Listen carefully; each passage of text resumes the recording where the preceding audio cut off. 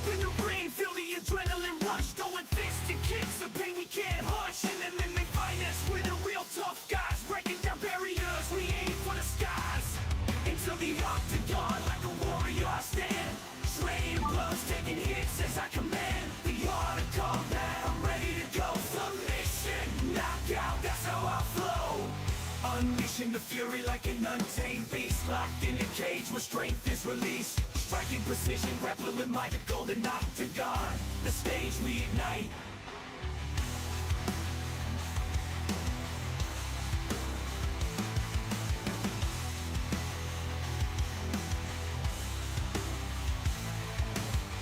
Unleashing the fury like an untamed beast, locked in a cage where strength is released. Striking precision, grappling like a golden octagon. The stage we ignite.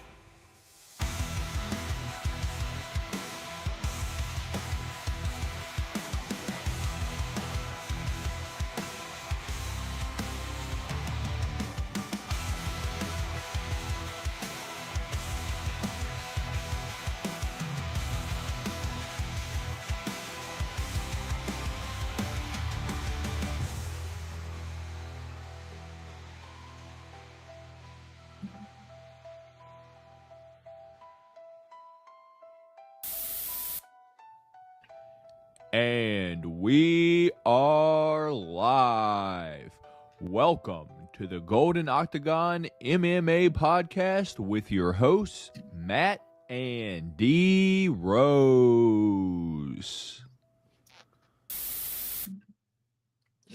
And bienvenidos a el Golden Octagon. Me llamo Mateo. Aquí es D Rose. What's going on, y'all? Welcome to the Golden Octagon MMA Podcast. We are here for the Golden Octagon MMA Podcast number 174, but in specifically the one for UFC Noche. One of my favorite podcasts every single year, D Rose, because for the past 2 years, we do the podcast and then I leave the next day to fly out to go to UFC Noche. And this year is no different. I am heading to San Antonio, Texas tomorrow around 3 p.m. Or so. So I'm flying out. Getting out there for the ceremonial weigh-ins or landing there Thursday night. I'm going to go to the ceremonial weigh-ins and all that, and then go to the fights on Saturday. Go to a few meet and greets as well. You know, Tracy Cortez is having one, so I'm going to go to the meet and greet of that. Probably try to go to Paulo Costa as well. Brandon Royval's having one, but it's also the same time that the weigh-ins are happening, so I don't know if I'll get to that one or not, but you know, wouldn't mind getting a few photos with a few fighters in the UFC. How you doing this week, man? I believe you are muted as well. Hey, get the try to maybe see if you can maybe hey, Golden Octagon, hey, give us a listen. You know what I mean? Maybe try to drop a hint there to some of these guys. Yeah, I would tell Tracy Cortez to listen to our podcast, Like, hey, you gotta shoot your shot. You miss 100% of the shots you do not take. So take your shot. You never know. But no, things have been good this way. No, things have been great. You know, the card this past weekend, it was a pretty good card overall. Betting wise, I did not do great at all. Actually, I did pretty horrible. NFL kind of saved me on Sunday to where I was able to kind of break even, and as me and you both were lucky to hit some pretty decent bets and get some bonus bets back. So at least we were able to do that with some of the NFL bets we were able to hit. But other than that, man, looking forward to the card that's coming up weekend. And should be a good night of fights. And also as well, Canelo versus Crawford. That's another one I'm looking forward to as well. Yeah, I don't know how much I'll be watching that because I will be in Texas at that point. But, we'll see what happens. But with that being said, on today's show, what's going to happen is me and D Rose are going to recap UFC Paris and Dana White Contender Series. I've got to eat beans, but we're going to talk about that for just a second because, that was some BS, dude. That was like, me winning the popular vote but you coming in with the Electoral College, it's some BS. But we'll get to it. We got some UFC news and fight announcements to go over, and then lastly, we'll close out the show with our UFC Noche Diego Lopes versus Jean Silva preview, our picks and our predictions. And since I'm flying out tomorrow, that's the last time I can make any bets is tomorrow. So hopefully we can decide on something here tonight, D-Rose, because I can't make any bets pretty much past tomorrow afternoon because there's no sports betting legal in Texas. What's up? I was peeking at some stuff earlier, and there were, at least on the main, it's open. There were a lot prelims of, too. props. It's open, dude. Everything's open. So that's good. And prelims then we'll close out. Yep, prelims as well. Wow. And then we will close out the show with what might be the last one of these, D-Rose, because, once we go 0 of 3, 3 weeks in a row, that's it, man. That's it. And two times in a row now, our fisting of the week does not cash. So if we don't cash it this week, it will be RIP fisting of the week with the podcast play of the week and what used to be the ladder as well. So this is the last chance for fisting of the week, dear Rose. Let's get into the chat real quick, man, before we get in the show. We got Austin in here with the Buenos Noches Amigos. Que pasa? What's going on, Austin? How you doing, brother? We got Dave in here. Hope y'all are good. Sad day. RIP Charlie Kirk. May we all learn from this to be more accepting and tolerant of one another. We are all human. We all make up the society. We all deserve to live. Indeed, Dave. Indeed. And I don't want to get into it too much, but I was just now kind of telling D Rose, that's the product of a person. I kind of feel like that's the product of a person getting everything they want their entire life, and they don't know how to handle, being wrong or disagreeing with someone. And the people that they're around think that that's an okay solution to just not agreeing with someone. And it's truly just sad to see, Dave. Like what are we doing here? Just because you don't agree with someone doesn't give you the right, to take someone's life. It's pretty fucked up, man. But yeah, as Dave says, let's get to some fights. Let's get to some fights. We're still talking about that. All right, we can always just agree to disagree. Violence is never the answer, unless it's in the octagon. Indeed. Jay Wolf as well. Yo, what's up, boys? Hope you are blessed, man. It says Antoine, my favorite night of the week. Indeed. Antoine agreeing with everyone else. Indeed, man. It's just sad to see. And then we got Ricky LaFleur in here. Is this O'Malley versus death sentence? Did you just call him that? I don't think he's calling me that sentence, brother. Are you leaning Khalil over Jerry Deros? And Deros definitely dead sentence. Deros has way nicer teeth than that. Nah, yeah. I was about to say, y'all wildin'. Yeah. That sentence got the massive overbite. I am death sentence. Yeah. All right. Anyway, so many fights this weekend. Gonna have to not get too drunk. Tequila for the celebration of Mexico. What tequila you sipping on, Antoine? Antoine said 1942 and 1800. Oh, I can't do it. Can't do it. Anyway, I couldn't agree more. Yeah. Casamigos more is amazing. Most definitely. I want to try everything. Antoine, you do not want to try it. Take that back, Antoine. I promise you do not. That that's just like just drinking, just go sip on some gasoline. It's the same thing. Quick story before we get started. And my dad's never going to see this for sure. And just to tell you how fucked up of a person he is. So on my either 16th or 18th birthday, I don't remember. He was like, I want to let you try some alcohol. I was like, all right, cool. This motherfucker poured me a room temperature shot glass of Everclear and was like, have a shot, Chew. And that was my introduction to alcohol.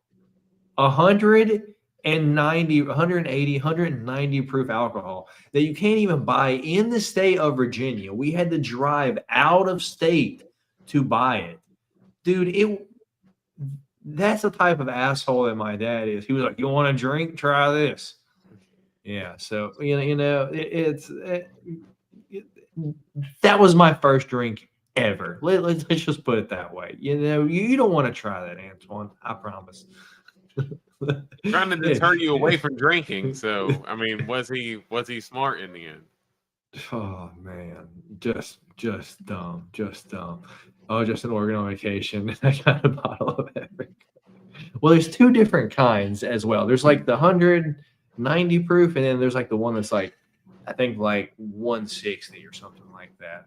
I'm not sure. Anyway, with that being said, let's get in the show, D-Rose. Our UFC Paris recap and Dana White Contender Series, because that was last night as well. But sad night for me in UFC Paris, because I didn't win a MFing thing. How did you do betting wise at UFC Paris, D-Rose?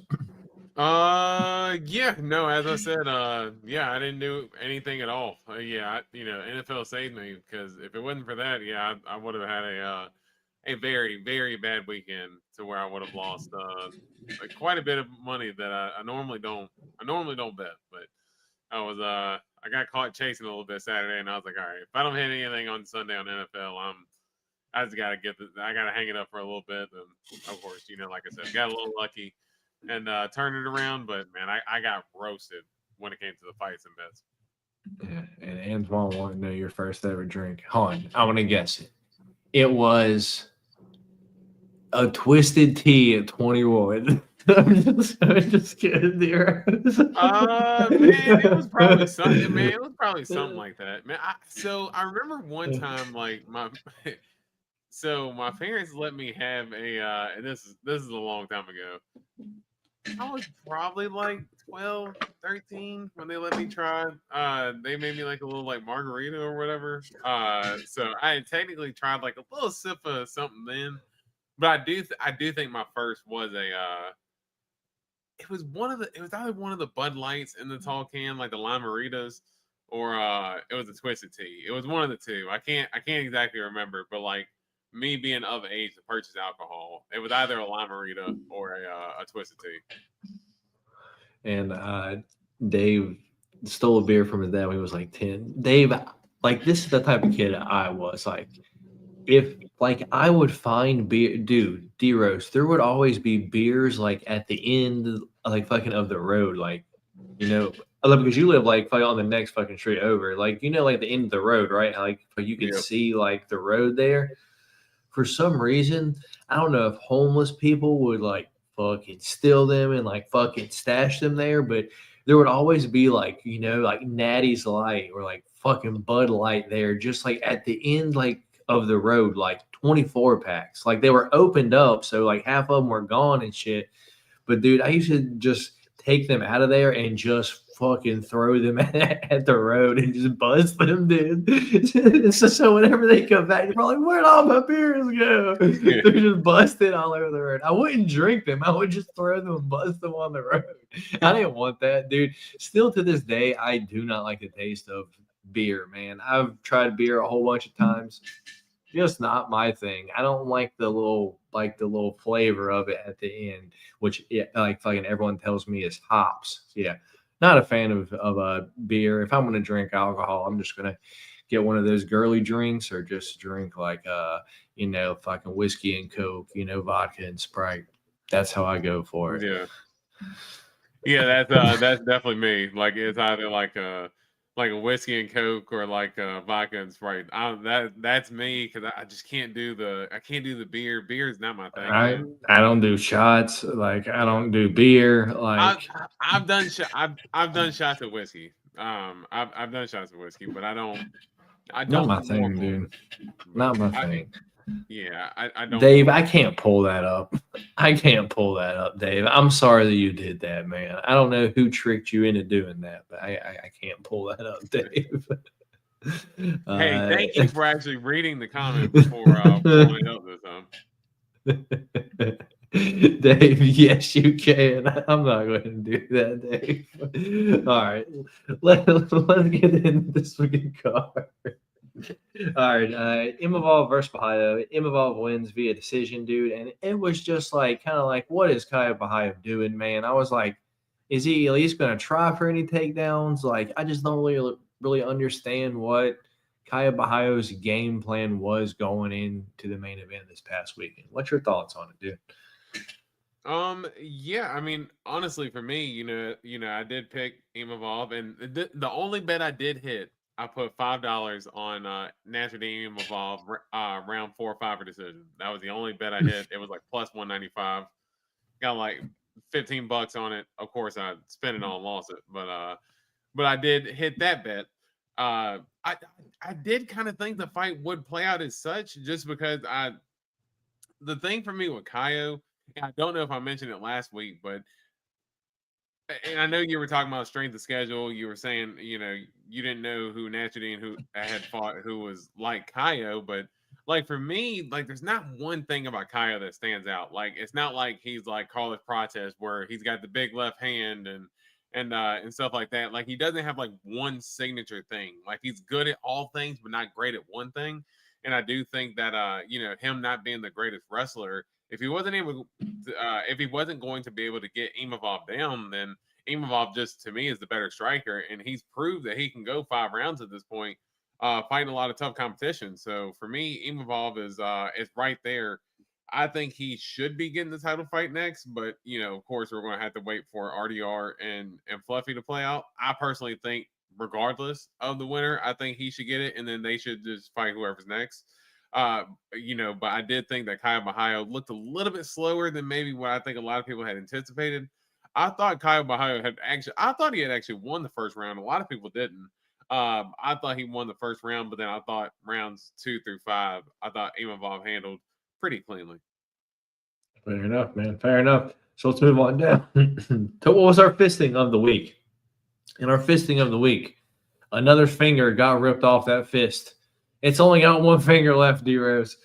BSD submits Mauricio Hoofy in round number 2, dude. Just sad day because BSD, like, tooled Hoofy, dude. Like, he just came out there, grabbed him like he grabs everyone else, and just threw him to the ground. Like, just out-muscled him. How strong is BSD, man? Like, because anyone that he's able to grab, he's pretty much able to do that too. Like, unless you can defend yourself perfectly on like on the ground, dude, BSD is still a problem. Now, is that an eye opener for Hoofy? What happened there? Was he expecting that game plan, or was he just expecting just body kick after body kick, and then he was going to be able to, as his name implies, one shot BSD coming in? It was just sad to see because, one, it was our fisting of the week, and two, it was another one of those ones that I was just real confident in, dude. That's a few weeks in a row now of me just getting smoked. This one, Johnny Walker beating Zhang, Michel Pereira losing to Kyle Dawkins. Just, dude, a few of these in a row, dude, and it just hurting me, man. Like, why is this happening? Like, the ones I'm most confident on, where it's like written out. I can see the future. It's like, no, not today, pal. Like, just sad, man. What's your thoughts on the co-main event? Yeah, no, I thought that BSD, I thought going into this fight that it was going to be a good matchup for Hoofy. I thought that BSD, was going to be able to walk into shots like he normally does and end up getting clipped at one point.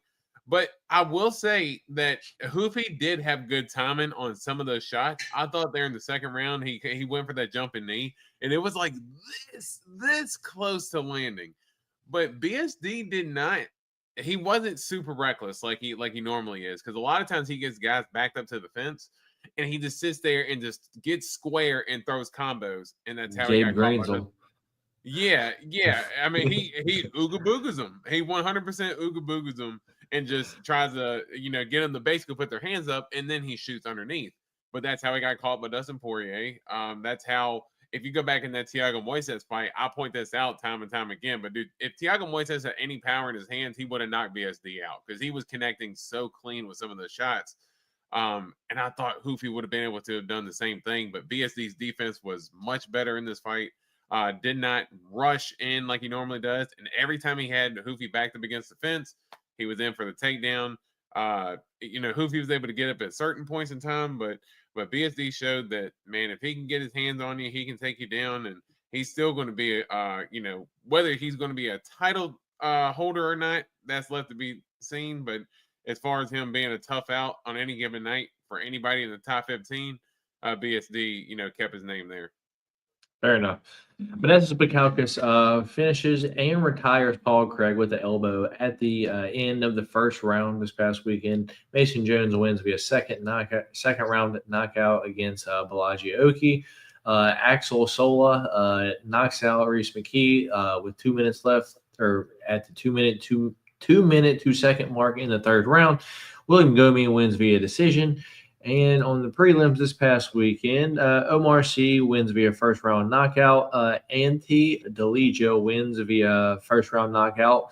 He should change his name to Mr. Three Nipples or something like that. That's crazy, dude. I did not know he had three nipples. Anyway, Calvi Fernandez destroys Harry Hardwick with the leg kicks, dude. And I had Calvi Fernandez round 2, round 3 knockout and a few parlays, hoping to hit something.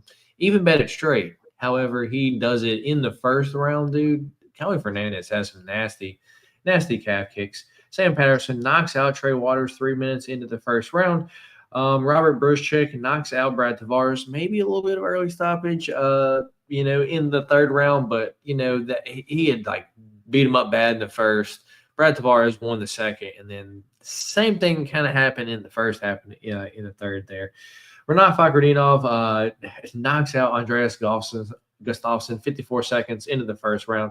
And Sam Hughes wins via second round submission over Sean Bannon, which actually that first fight of the night ruined a whole bunch of my parlays off the start because I had Sam Hughes 3-or decision in almost all my bets, and she wins via second round submission, dude. So terrible afternoon start to this past Saturday, man. What's your thoughts on the fights? Is anything you want to talk about aside from main and co-main event? Feel free to go for it, man. I thought it was. I want to run and grab something to drink real quick. I'll full screen you. I thought it was a good night of fights overall. I thought for Menezes Bukauskas to finish Paul Craig the way he did, absolutely brutal finish. We all knew what Paul Craig was going to try to do to get the fight down to the ground. He's willing to pull guard to do that. And as soon as he pulled guard, Menezes Bukauskas knew what he was doing, was able to get out of the attempts to kind of, pull a sweep. After that, dude, when Menezes Bukauskas started getting that ground and pound going, you could see that he was just off on some of the punches. And then he started landing a couple of them with about, I think it was maybe 8 seconds left. And then when he comes in with that elbow, I was watching it and I screamed because I'm watching it on my phone. I screamed as soon as it happened. I was like, "Oh, he's out!" And Mark Goddard waved his hands at that moment, and I thought that was a good stoppage. Some people didn't think it was, but I thought it was a good stoppage. Paul Craig was out. Good win for Bukauskas. Salute to Paul Craig for a good career and beating guys like Magomed Ankalaev and Jamal Hill as he is set to retire. But I'm sad I can't bet his unders anymore, man. Yeah. That's more Paul Craig unders. That's the only part that sucks, man. But other than that, Paul Craig, historic career. Not a historic career, but historic wins over 2 former champs, or one is and one former. And then Mason Jones, for him to get clipped like he did in the first round and to come back the way he did. Dude, that guy's going to be on fun fights for a while. I think he's solidified his spot in the UFC at this point. To even if he's not going to be a top 15, top 10 guy, whatever, this guy's an action fighter, and he's here to scrap. And he does not give a damn. His chin is like the lightweight Marvin Vettori, dude. But Vettori doesn't get dropped. That's the only thing. We see Vettori hurt, but Vettori doesn't get dropped. That's the only thing I'll say. He kind of looks like Vettori a little bit, so I will give you that. He's kind of got a similar build. But yeah, super scrappy win there. Callie Fernandez, those leg kicks were absolutely nasty. I love how like when Harry Hardwick got hit with it, and then he's like flopping on the ground like a fish there at the end of the fight, like he's in there rolling, like he's doing like barrel rolls down a hill or something. No, I'm not gonna lie, absolutely hilarious to watch him do that. So funny to see. Sam Patterson absolutely walloped Trey Waters, man. I thought it was going to be a club and stuff, if I'm being honest. I didn't think it was going to be just a straight I thought it was knockout. going to decision. Yeah. I was like, either way, this is probably going to decision. Nah, man. Like I said, Sam Patterson, he don't know what that is. Yeah, he is not. That dude is not going to the decision, at least not for a while, man. So, yeah, I expected that to be a finish, but I didn't expect the knockout. So good knockout there. And last, I'll talk about Renat Fakhretdinov, man. Goodness gracious. I mean, he's training at AKA. I mean, I knew Gustafsson was a little bit sloppy. I just thought that like both their strikings are so terrible, dude. It's like there is no technique to that. They just fucking swing wild, dude. Hey, but it was one combo that Renat Fakhretdinov had. He kind of had like step in.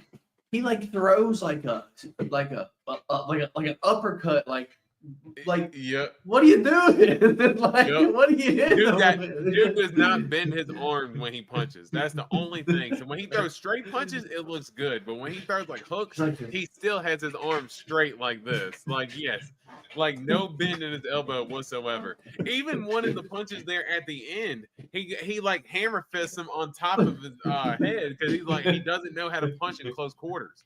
So yeah, it's funny, but man, his striking did look a little bit cleaner than what it has in the past, and for him to run through Gustafsson the way he did, man, Renat Fakhretdinov getting better. So, good win and a good finish for him too.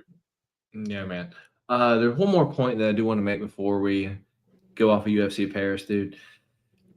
It was the start of the night, dude, or the afternoon because it was around noon, dude. Shauna Bannon comes out, dude.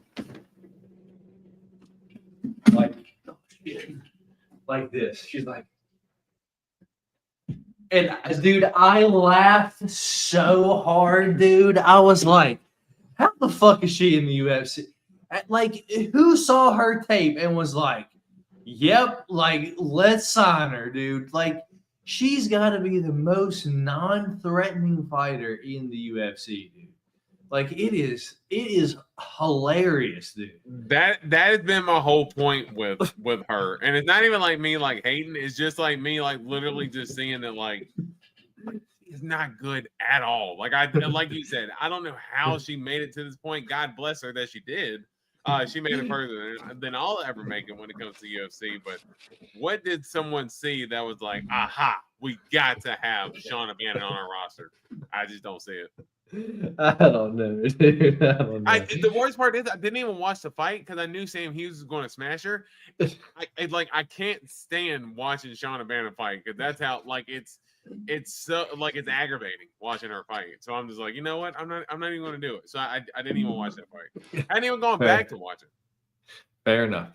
Did you watch Dana White Contender Series last night, man? That I did.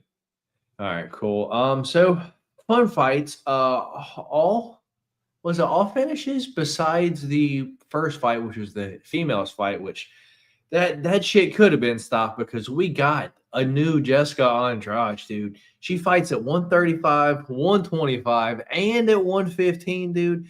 She fought at 125 last night, but she beat the brakes off the English girl, dude. I don't remember her name, but 4-0 is who actually won the fight, dude. I cannot wait to see who she fights in the UFC because if it's, someone that don't have a chin, dude, like, who don't have a chin, like, I'm sorry, dude, but if it's 4-0 versus Karolina Kowalkiewicz, dude, I feel sorry for Carolina, dude. She's gonna go in there and get the brakes beat off of her, dude, because 4-0, she starts at the body, works the body, the hands come down, and then she throws fucking heat up top, dude. Dana White was actually so impressed by that fight. He signed both girls there. There was the fight at 205, which was the fat dude that missed weight. That the whole fight sucked, dude. And then he ends up getting the submission because the other dude was just dead ass tired. And then I think 3 of the 5 fights had Jeldon Almeida teammates fighting on the card. That was like one that lost, the dude that knocked out the dude with the knee and was all happy. That was one of them. And then one other one too. Cam Teague got, snoozed again. He fought Kevin Vallejos last season on the Contender Series, and then the heavyweight dude, the fat boy that can fight, dude. That's going to be an entertaining fella, dude, because apparently he like fucking lost like 300 pounds or some shit like that, and he wants everyone to know that. So kind of like a heavyweight Nate Diaz. That's kind of how he's, kind of what he reminds me of right now. But anyway. There we go. Antoine Chanel. That's what I was trying to click, but I clicked the wrong one. Anyway, Chanel Dyer. She took the fight a weight class, down a weight class there. She was a good fighter. They assigned her indeed. I was trying to click Antoine's and I clicked Dave's. I'm like, damn it. I didn't even read it first, and then I clicked it. Classic Dave. Anyway, what's your thoughts on Contender Series last night? Like, damn, like she only got a 3. Like she's that trash. Like, oh my gosh, that's crazy. Yeah, I'm with you though for being excited for Carol Fordo, as they kept saying. And I told Amber the same exact thing last night when we was watching. I said, Mini Andrade. I said, that is Jessica Andrade. I said, bring her on over. I said that's an easy bring over because, dude, the way she fought, throwing those hooks, I loved her tenacity, just her aggression. The ass eating podcast. That'd be rent free for Antoine. But yeah, I'm gonna be excited to see Carol Fordo. Samuel Sanchez, dude, that combo that he threw against the fence when he got dude off his back. It was just like, you know what? Screw this. You're getting out of here. Just boom. And then this nasty. He literally like framed him and just like put his right hand back and like cocked it like as hard as he could before he threw it and just absolutely collapsed Blair. So that was a good knockout. Freddie Vital, I do like that. Lad, is he chasing Blair's like fucking warm-ups? He was like punching the air, like his pad man was holding the pads like this. He's like just punching the air. I'm like, this dude's about to get knocked out. And sure enough, he did. Like Stephen A. Smith level training in there that he's doing or something. Like instead of punching down, it looked wild. Up, like it's crazy. But Freddie Vital, I do like that Dana White's gonna give him another chance to come back since he took the fight on like 6 days notice and missed weight and everything. But good sub, boring fight. Larion Douglas, dude. I mean, it looks, dude, Cam T like needs to keep coming back on Contender Series just so he can keep getting highlight reel knockout. Like, dude, like watching his hair like fly. Like when he gets punched, like dude, it's like just dude, it just looks like he gets like electrocuted every time he gets punched. Like it's absolutely crazy. But dude, that first punch Douglas landed like completely collapsed him.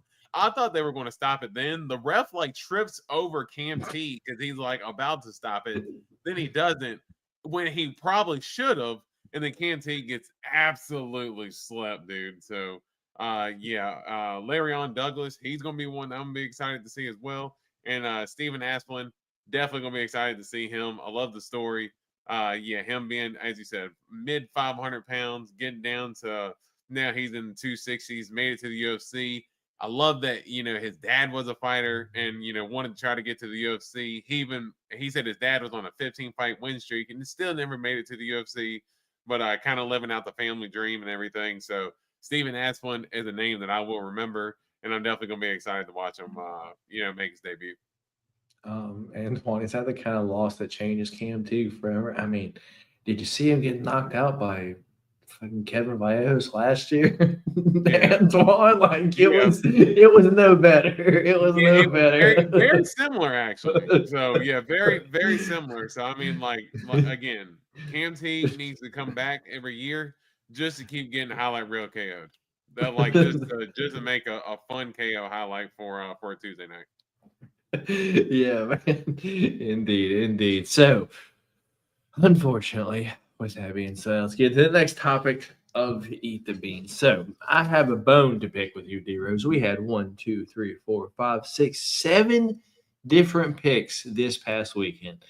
There were Renat Fakhretdinov versus Andreas Gustafsson, Trey Waters versus Sam Patterson, Ante Delija versus Marcin Tybura, Alex Sola taking on Reese McKee, Mason Jones versus Balaji Oki, Paul Craig versus Modestas Bukauskas, and Kyle Bahia versus Nasruddin Imavov. So that's 7 different ones, right? That was the 7 that we picked different on. The 3 that you got right were Sam Patterson versus Trey Waters, Paul Craig versus Modestas Bukauskas, and Kyle Bahia versus Nasruddin Imavov. So you got 3 of the 7 right. So I got 4 of the 7 right, but you got 3 of the 7 right, which means you're the winner because those are the ones that you picked. But not only are you the winner, you clean swept me, dude. That's fucking nuts. You clean swept me when I got more fights right than you did. That's some straight up bullshit. Like that's like back in like what was it, like 2001, like when like the entire country voted for what, like Al Gore, and then like they announced like the electoral fucking college picks George Bush, and everyone was like, what the hell, we didn't vote for him. That's like what I remember from like fucking back in like elementary school, dude. I think that's what happens. I could be completely wrong. That's just kind of what I remember. D Rose wins with some electoral college bullshit. I got to eat the beans this week, dude. I got more picks right than you did, dude. And you clean swept me. That's fucking nuts. I don't know if that's the first time. There's a reason those fights were included in the pick champ, because those were my 3 most confident. The only ones that you won, dude. Crazy. Hey, actually, my most confident pick was actually Hoopy. So to see him get beat up like that was rough. Mine too. Time to eat a shoe. What is this? Peach or barf? Oh. Thankfully, I got the bag when I went out there and, got something else to drink.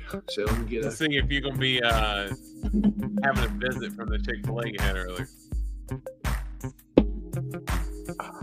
Fucking about to be fucking Polynesian part 2. What you gonna do? You gonna spit up that spicy chicken?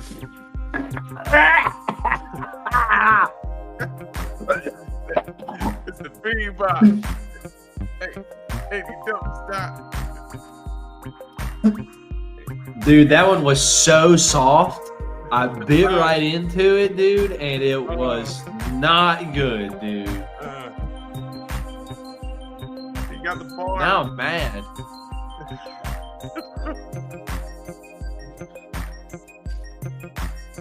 It's gross. It's still there. Chewed up. All right, here we go. Bean 2. It's the bean pop. What's it gonna be? And it don't stop. Dude, not the same one. Come on, man. Can I get a rebeam, D-Rose? Can I get a rebeam? Rebeam. Hold on, let's get a shake. Yeah. Shake it up. Yeah, get your pomegranate in there. Or will it be? Dude, really? I feel like that's the same one. I feel like I didn't grab the same thing. And it don't stop. Oh, God damn it. I don't know. Dude, I feel like all the colors on the outside are gone, so I don't know what the flavors are anymore. I think this is stink bug or toasted marshmallow with no brown dots, though. I wanted this water.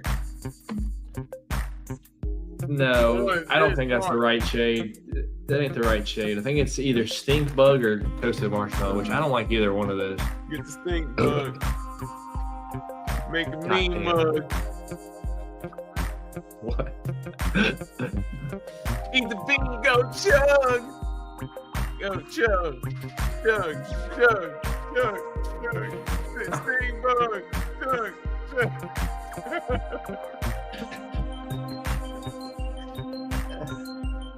Dude, that one's in my fucking teeth. It's a stink bug. The worst part is it tastes like a fucking stink bug smells, dude. But Yeah, that one but is that's what like- that's what it. nah, that one's like on the worst scale. That one's like, hey, it's like mid tier. It's not good, but there's definitely a lot worse than that. You need like a dirty dishwater or like old bandage just to kind of go ahead and put the icing on the cake here. Dude, what I'm confused of is I'm pretty sure this is the box that I originally opened, dude, when we very first started doing it. And looking in here now, dude.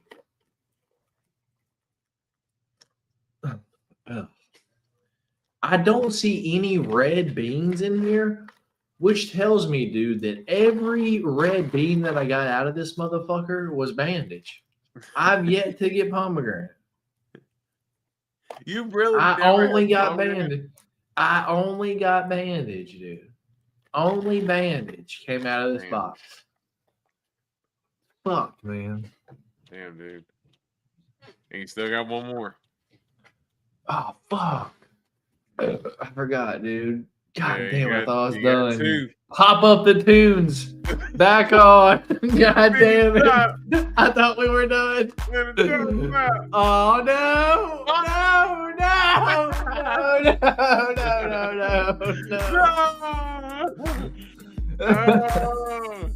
You almost got out of it. You almost got out of I forgot, dude. I haven't been clean swept in the longest. Oh, green. it. That's juicy pear or the booger zeros. Oh, like literally, I'm about to puke. Like looking at it. I cannot, dude. That might be like. I've already had 2 bad beans. I can't get 3 bad beans, I might right? not be able to look at you. I might not be able to look at you eating it. Like that's how much that bean traumatized me, dude. I can't get 3 bad beans, right? I can't get 3 bad beans, right?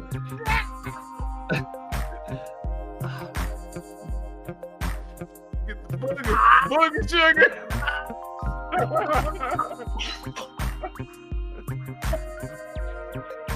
Oh, get the booger. It tastes like sugar. Oh. I can taste the wood shavings from under the desk.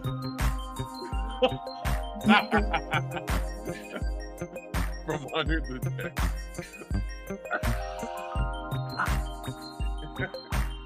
I don't like it. I don't want to do it no more. Oh God, I'm done.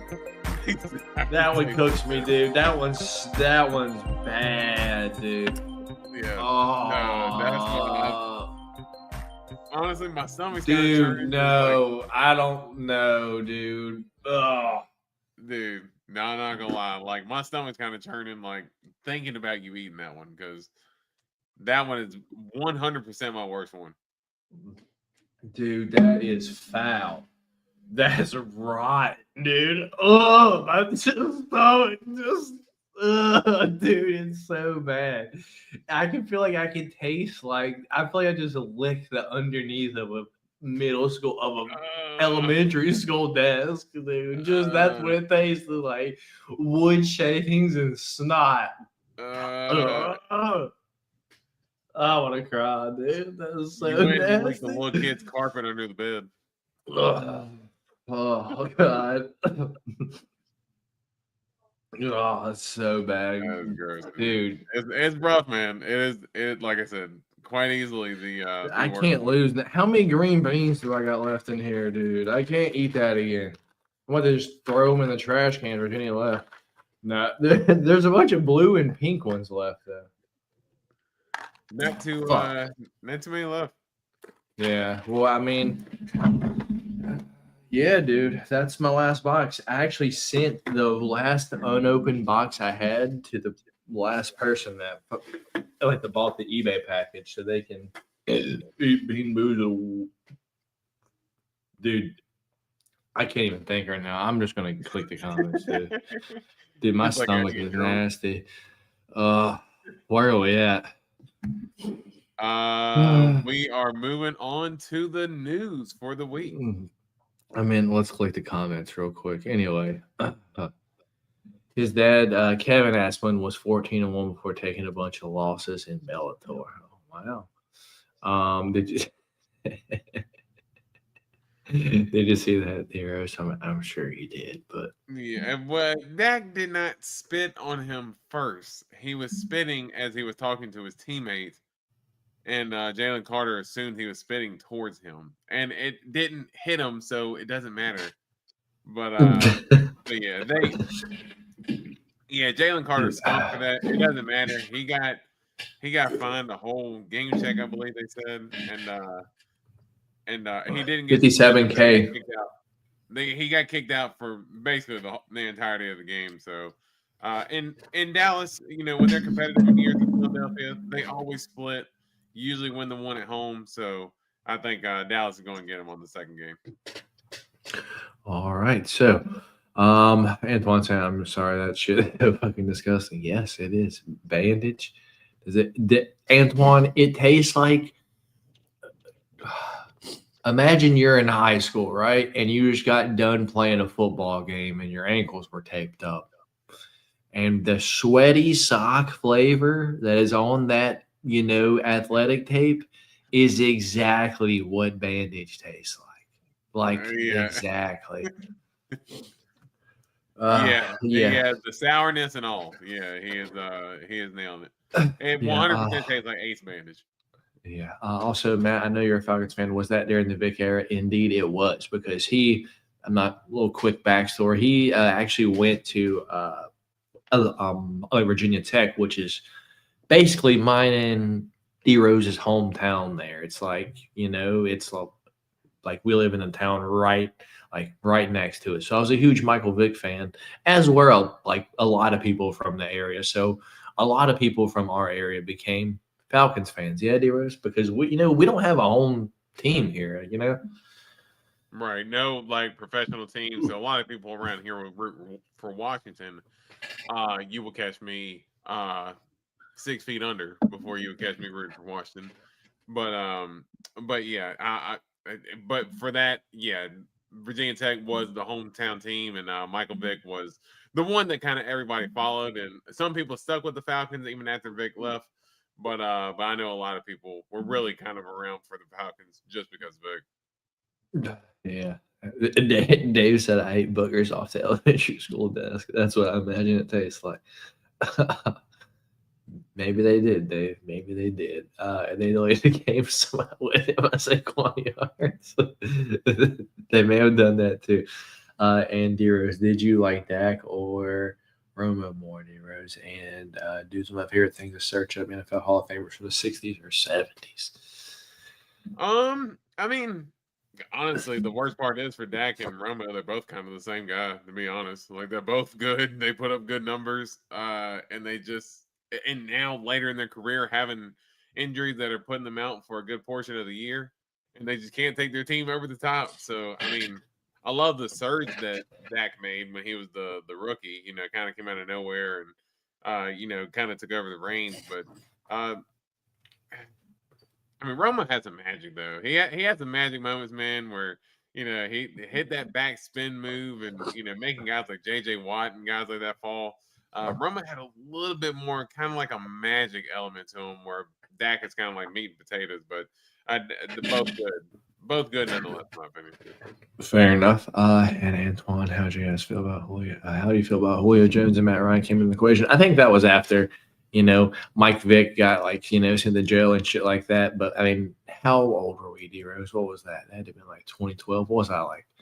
So no, it was 10 years old. Like 2000, no, that's like 2007, 2008. Yeah, Matt Ryan came out. So I mean, we're like, and Julio Jones was 2010, 2011. So what are we like? 12 years old, fucking 13 years old Or there. I don't know. like 2008, like 15. Yeah. Antoine, that's so long ago. I have no idea. Man. I know I was a fan of Matt Ryan and Leo Jones. Ask me how about I feel when they came into the equation. I have no idea. And personally, I think defense, no. Like offensive guys, probably. It's fucking. I think defensive guys would just get penalties all the time now. Yeah. Yeah, very much so. I mean, very few of the defensive players would. I mean, honestly, same with offensive players too, though. And it's just because it's such a different game, and so many guys can work on so many elements. I mean, guys in the '60s and even in the '70s to a certain extent were kind of like part-time workers as well as football players too. So they can dedicate themselves more to their craft, have more resources for it. So the athletes today are better for that reason. Indeed, indeed. So let's get into the fight news this week, D-Rose. So let me share my screen. Dude, I have the worst fucking taste in my mouth right now, but we'll get over it. Anyway, share underneath the elementary school disc. I can probably, dude. Probably. Anyway, here we go. What is something new? What's something new here? How long ago was this? That's last week. We saw that. Saw that. You see anything new popping up, Deros? What the hell? I guess there ain't nothing here. What is this? MMA Orbit. Has got nothing new this week. Let's see if West Till Death's got something new for us this week. Here we go. Undercard of UFC 323. We got Song Yadong versus Sean O'Malley. Dude, where's this at? And the co-main event is Weili versus Valentina. And the main event, I think, is what? Merab versus Corey? No, Merab versus Corey is next month. Oh, okay. What's the main event? I don't know what that is just yet. I don't think they've announced it. It says that's in December. So yeah, because remember November is Islam and JDM. It says Vegas. Probably Vegas. But yeah, they haven't actually announced the main event for 323. Rumor is that it's going to be Volkanovski. Versus Lerone Murphy. That's what it is. Co-main event. No, there's two title fights on the card. What's the other title fight? Valentina and Weili is on the Madison Square Garden card, right? With JDM and I think so. What's the other title fight on that card? Because there's one more. I saw it earlier, and now I can't find it. On the Madison Square Garden card, as far as I know, it's only the on the UFC 323 card. There's two title fights. Maybe flyweight, maybe Pantoja and Josh Van. That's what it is. Yeah. So and then the featured fight is Sean O'Malley versus Song Yadong. Who do you think wins that one, Dearest? Yeah, I mean, I think that's a good matchup for Sean O'Malley. As long as he can stay out of the range of Song, because Song does throw some vicious power and throw some good hooks, but I think Sean's footwork can give Song Yadong some problems if Yadong doesn't use his wrestling. So, but I do think that Sean O'Malley should be the favorite going into that fight, and I think as long as he doesn't get wrestled the whole time, he should win. Fair enough. You see anything else here? Looks like not too much fight news has came out since this past weekend, D-Rose. Yeah, I'm not looking at seeing too here, much. Here we go. We got fucking Susurkayev gonna be fighting in is like the MSG card of that November. Yeah, so that's the MSG card. The UFC number 322. Yeah, against Eric McConaughey, dude. He's the one that, ruined a bunch of my bets last time he fought. Is he going to ruin my bets when he fights Susurkayev on November 15th? What's your thoughts here? I think it's a good matchup for Susurkayev, that's for sure. I mean, I think McConaughey he's a solid fighter. He's got pretty good striking, and pretty Are explosive. you surprised that he's fighting a middleweight? Like, it looks like he could fight a welterweight, dude. Are you talking about Suzukayev? Yeah. I think maybe I am with you that I do think that he could either cut down to 170 or he could bulk up a little more for 185. Like, I think he could do one of the two because I do think that he looks a little bit like slender frame for 85, but maybe with as often as he fights, maybe him fighting at 185 is better for that, just so he can kind of come in, cash a few paychecks, and who knows, maybe he ends up getting with a nutritionist and cutting down to 170. But until then, let's try to cash in some of these first few checks and get through this first contract of probably getting 10 and 10 and try to get to the big money. But I think it's a good fight, and he should probably be able to finish McConaughey. Fair enough. Anton wants to know, do you think Solomon fights for the title? I don't think so, Anton. No, that time is that time has passed. I think he's still a good fighter, going to give guys problems, but Song's not fighting for the title. Yeah. Also crazy how Zhang stays in NYC. She fought there, UFC 268 and 281 as well. Dave says, I thought I seen Whaley in Chinatown. He thought he was just being racist. You may have seen her, Dave. Who knows? Yeah. Things been slow since we saw there until KO Luke Rockhold. Yeah, I think we had talked about the Rockhold. Yeah, that was last week. Yeah. What's your opinion on Canelo and Crawford? I figured we probably wouldn't talk about it at the let me preface this by saying I don't know shit about boxing. Oh yeah, Cedric Dumas broke. Well, that's what happens when you have to pay your lawyers all your money, dumbass. Oh, sorry. Sorry, I had to fucking point that out. Anyway, you said Canelo Crawford, dude. I've been seeing that UFC on their YouTube has embeddeds up for Canelo Crawford, dude. It's almost like they're putting more into it than UFC Noche that's happening on the same night, not even a few states away, not the same time. So the fights this upcoming weekend, I think, start at what time do they start here? They start at 3 p.m. East Coast time. So in Texas, that'll be 2 p.m., man. So fights probably be over 7 or 8. So before the Canelo Crawford, the main card starts. So if you want to watch them all, looks like you can. But I don't know shit about boxing, but I will say I'm going to go with the size of Canelo. I know a lot of people saying that Crawford's speed is going to give him some issues, but man, I think if it goes to decision on Mexican Independence Day, they're going to give it to Canelo. But yeah, what's your thoughts, man? Man, I think it'd be a good fight. Canelo's got a historic chin. I've never seen the dude hurt at all, and he's gone up, probably 3 or 4 different weight classes. And I know the weight class difference isn't like how it is with the UFC. A lot of classes are only 5-pound difference for the most part, but yeah, he's gone up a couple weight classes and has fought guys that have had more power than Crawford. But I do think that Crawford's got a little bit of that dog in him, man. That I just like. I don't know what it is. I know he's going to give up some size, but he's got some power that packs. I think going up a couple weight classes as well as Crawford. And I also think he's going to have the speed advantage, and he's a technician in there, man. I think that's something that a lot of people don't give Crawford credit for, because he can kind of be a little bit of a brawler. But I think Terrence Crawford gets it done. I think it'll be by decision. He's not knocking out Canelo. Canelo's chin is just too ironclad at this point. But I do think that you'll see some swelling on Canelo's face at the end of this fight, and I think Crawford gets it done. What are the odds for that fight?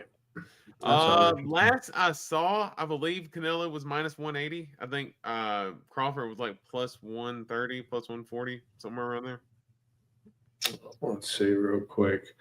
Yeah, -180, +140. D-Rose is correct. So let's see. Yeah, the victory. I would say Crawford by decision is what I would bet. Canelo by points is +120. Crawford by points is +190. So That's basically his money line. Yeah, So I you would might as well think just so. Better money line. just in case he knocks him out, Yeah, you never know. Yeah, I will not be putting my money on that fight at all because I don't know shit about boxing.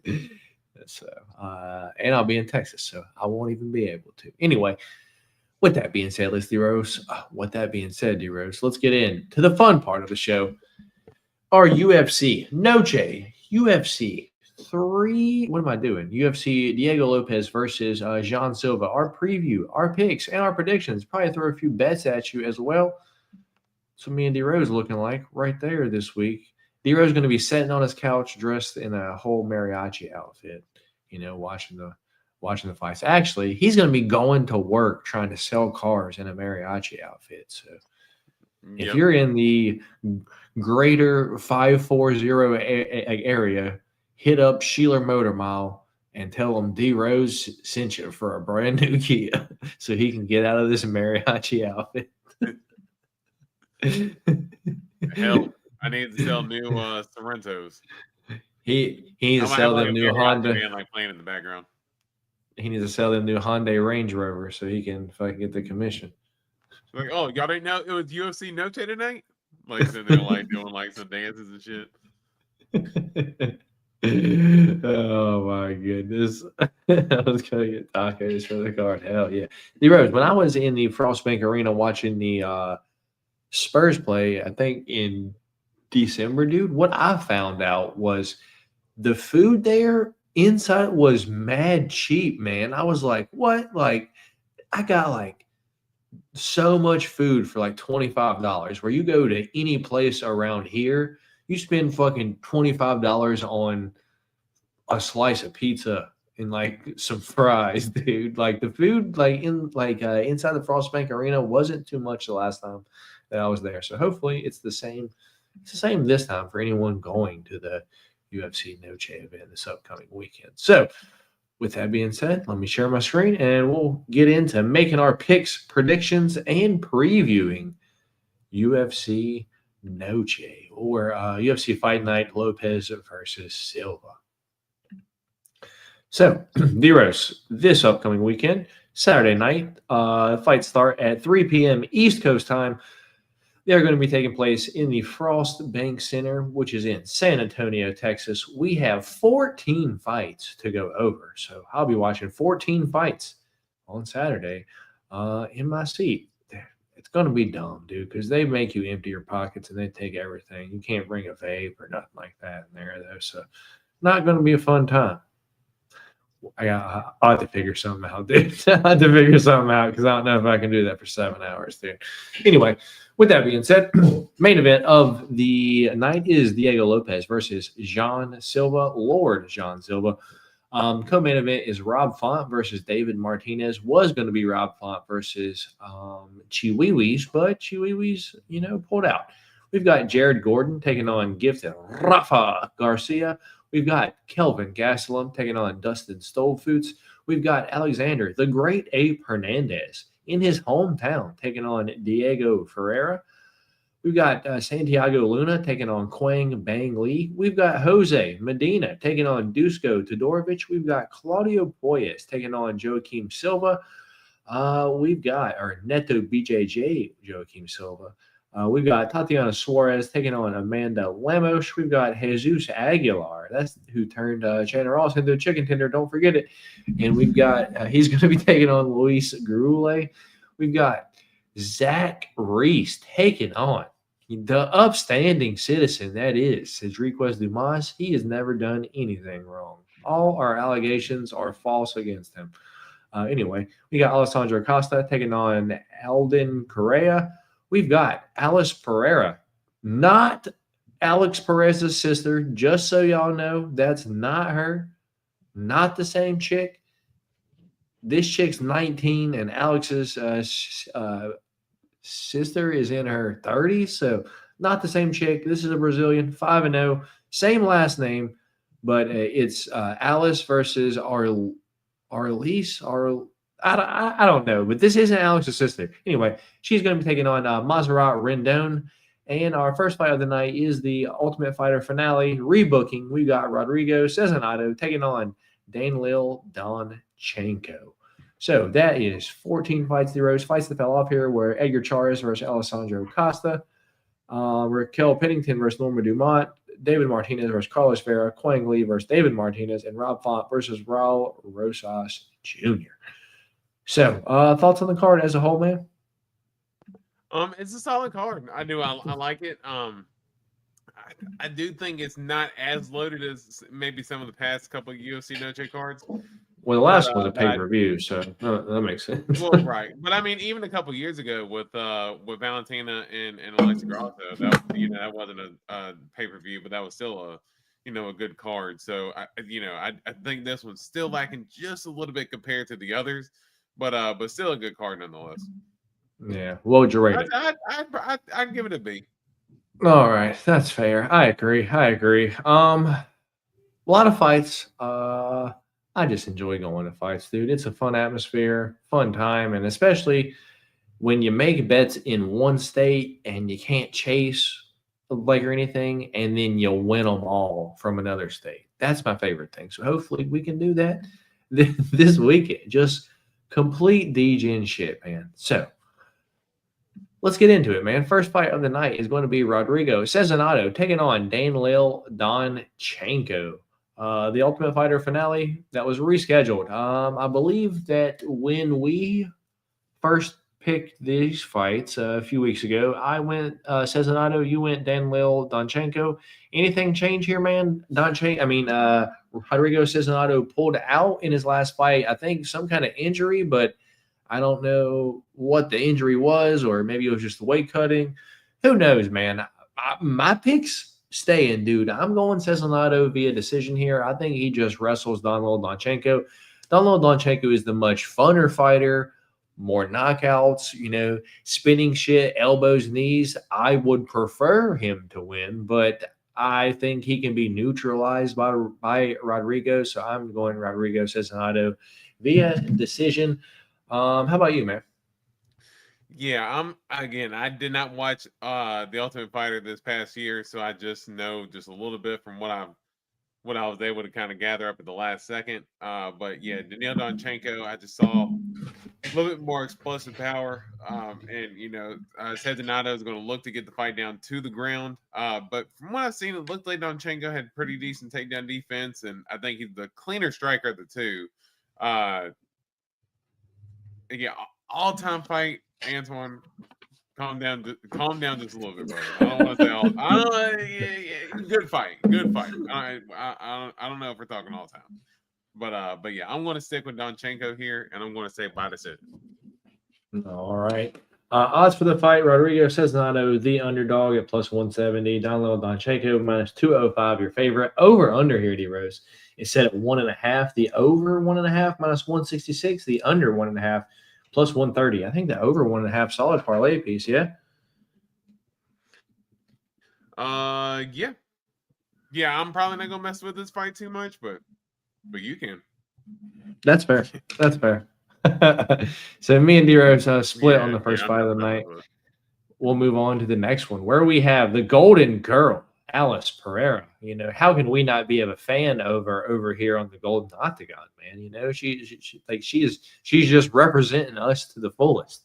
But she is going to be taking on Montserrat Monster Rendon. Alice Pereira is 5-0. She is, coming off of obviously 5 wins, decision win, knockout win, and a rear naked choke win. That was all 5 of her wins. She is 19 years old, 5'10" and a 71-inch reach. She is currently a minus 148 favorite, dude, but she opened up a way bigger favorite. Montserrat Rendon, on the other hand, as you see here, she minus 205 is what Tapology has her, and she's currently minus 148. So money's coming in on Montserrat Rendon. That is 6-1 overall. She is 36 years old. She lost her last fight against Zara Zalesnikova. She did beat Tamaris Vidal by split decision, which doesn't say a lot. And before that, she was in Invicta. She is 36 years old, 5'8", and a 68-inch reach. D-Rose, before we get talking about this fight too much, I did do some research on Alice Pereira, and this was one of the fights that I came across, man. And I'm just going to put just a picture of an Alice Pereira fight, and I just have to get your thoughts and opinions on like what's going on here. So I'm going to remove this for just a second, and I'm going to full screen this. Give me your thoughts on what's going on here, man.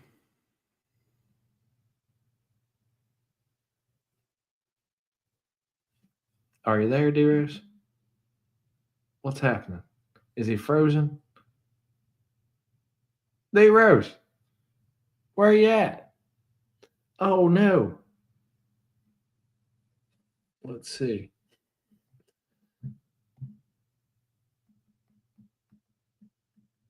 Where's D-Rose?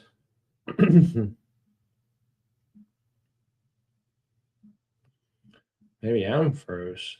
Can you let us know if we're still here? Am I here, or is it just D-Rose?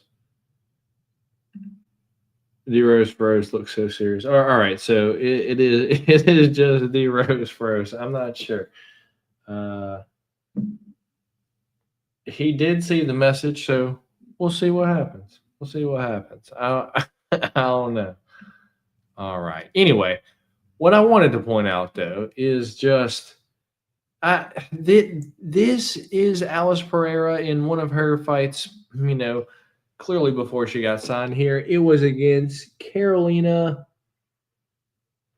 Petronina. So she did, where was this at? Probably, all right, so the name wasn't right. Probably this one right here. This Cristiane Silva. It says my internet is on, but the StreamYard just stopped. That's what D-Rose said. Okay, he's back in here. Yeah, I don't know what happened. I just looked up and it just said the stream is down. Try again. And I was like, okay, I'll try again, and it worked. I never lost connection, but I don't know. All right. Anyway, so the question that I asked you, D-Rose, is I was going through like Alice Pereira's, fights, trying to do a little bit of research on her. Like, she's only 19, 5-0. I can do the fight research. And I came across this fight, and it was on YouTube. And I just took a screenshot of it, and I just want to get your thoughts and opinions on what's happening here in this Alice Pereira fight, man. Just let me know what's going on. Yeah, so one, it looks she's fighting at a local mall. A bunch of people like sit at the top. And then two, it looks like she's fighting like maybe I see a jewelry store. I see a jewelry store in the back. Is it a food court over there? Like they got the food court over there. Like, there's got to be a Sbarro over there or something like that. Like, am I lying? Like, a Sbarro. There might be like a JC Penney in the background, something like that. K Jewelers. It looks like there's a couple of things like that back there. And then she's also fighting a toddler. That's what Alice Pereira is fighting, a toddler in that picture. Yeah, man. So I just, what can we take away from her? I don't know. She's 19 years old, but could you imagine just walking in into your local dude? Going to the mall and hanging out for us as a kid was like something that we did, man. Imagine walking into the mall and there's just an octagon in there and just this girl beating the shit out of a toddler in there, dude. You'd be like, what's happening? Like, damn, dude, I'm just trying to go get some pretzels, dude. Like, can we please get this stuff out of the way? He looks so serious. Also, did you guys watch Guy Fieri? I don't think so. I did. I watched some Guy Fieri. I still watch it every now and then. Guy's grocery games. I'll watch that every now and then. Fair enough. But yeah, so that was the pretty much one of the only fights that I was able to find on Alice Pereira. One was her hitting some pads, and one was her inside of looks like a gymnasium as well. But this was by far the most outlandish one that I've seen, dude. This is literally a shopping mall, dude. That is fucking crazy, dude. So I shout out her and shout out all of them. But can you get a better venue? It just like, what's the venue for that? It just says the mall. Like, like this weekend, it says the Frostbank Arena. Well, what does it say for the venue? Just the mall? I just don't know, man. But anyway, that is the amount of research that I'm able to find on Alice Pereira. But Montserrat Rendon, she solid, good boxer, but I mean, 36 years old.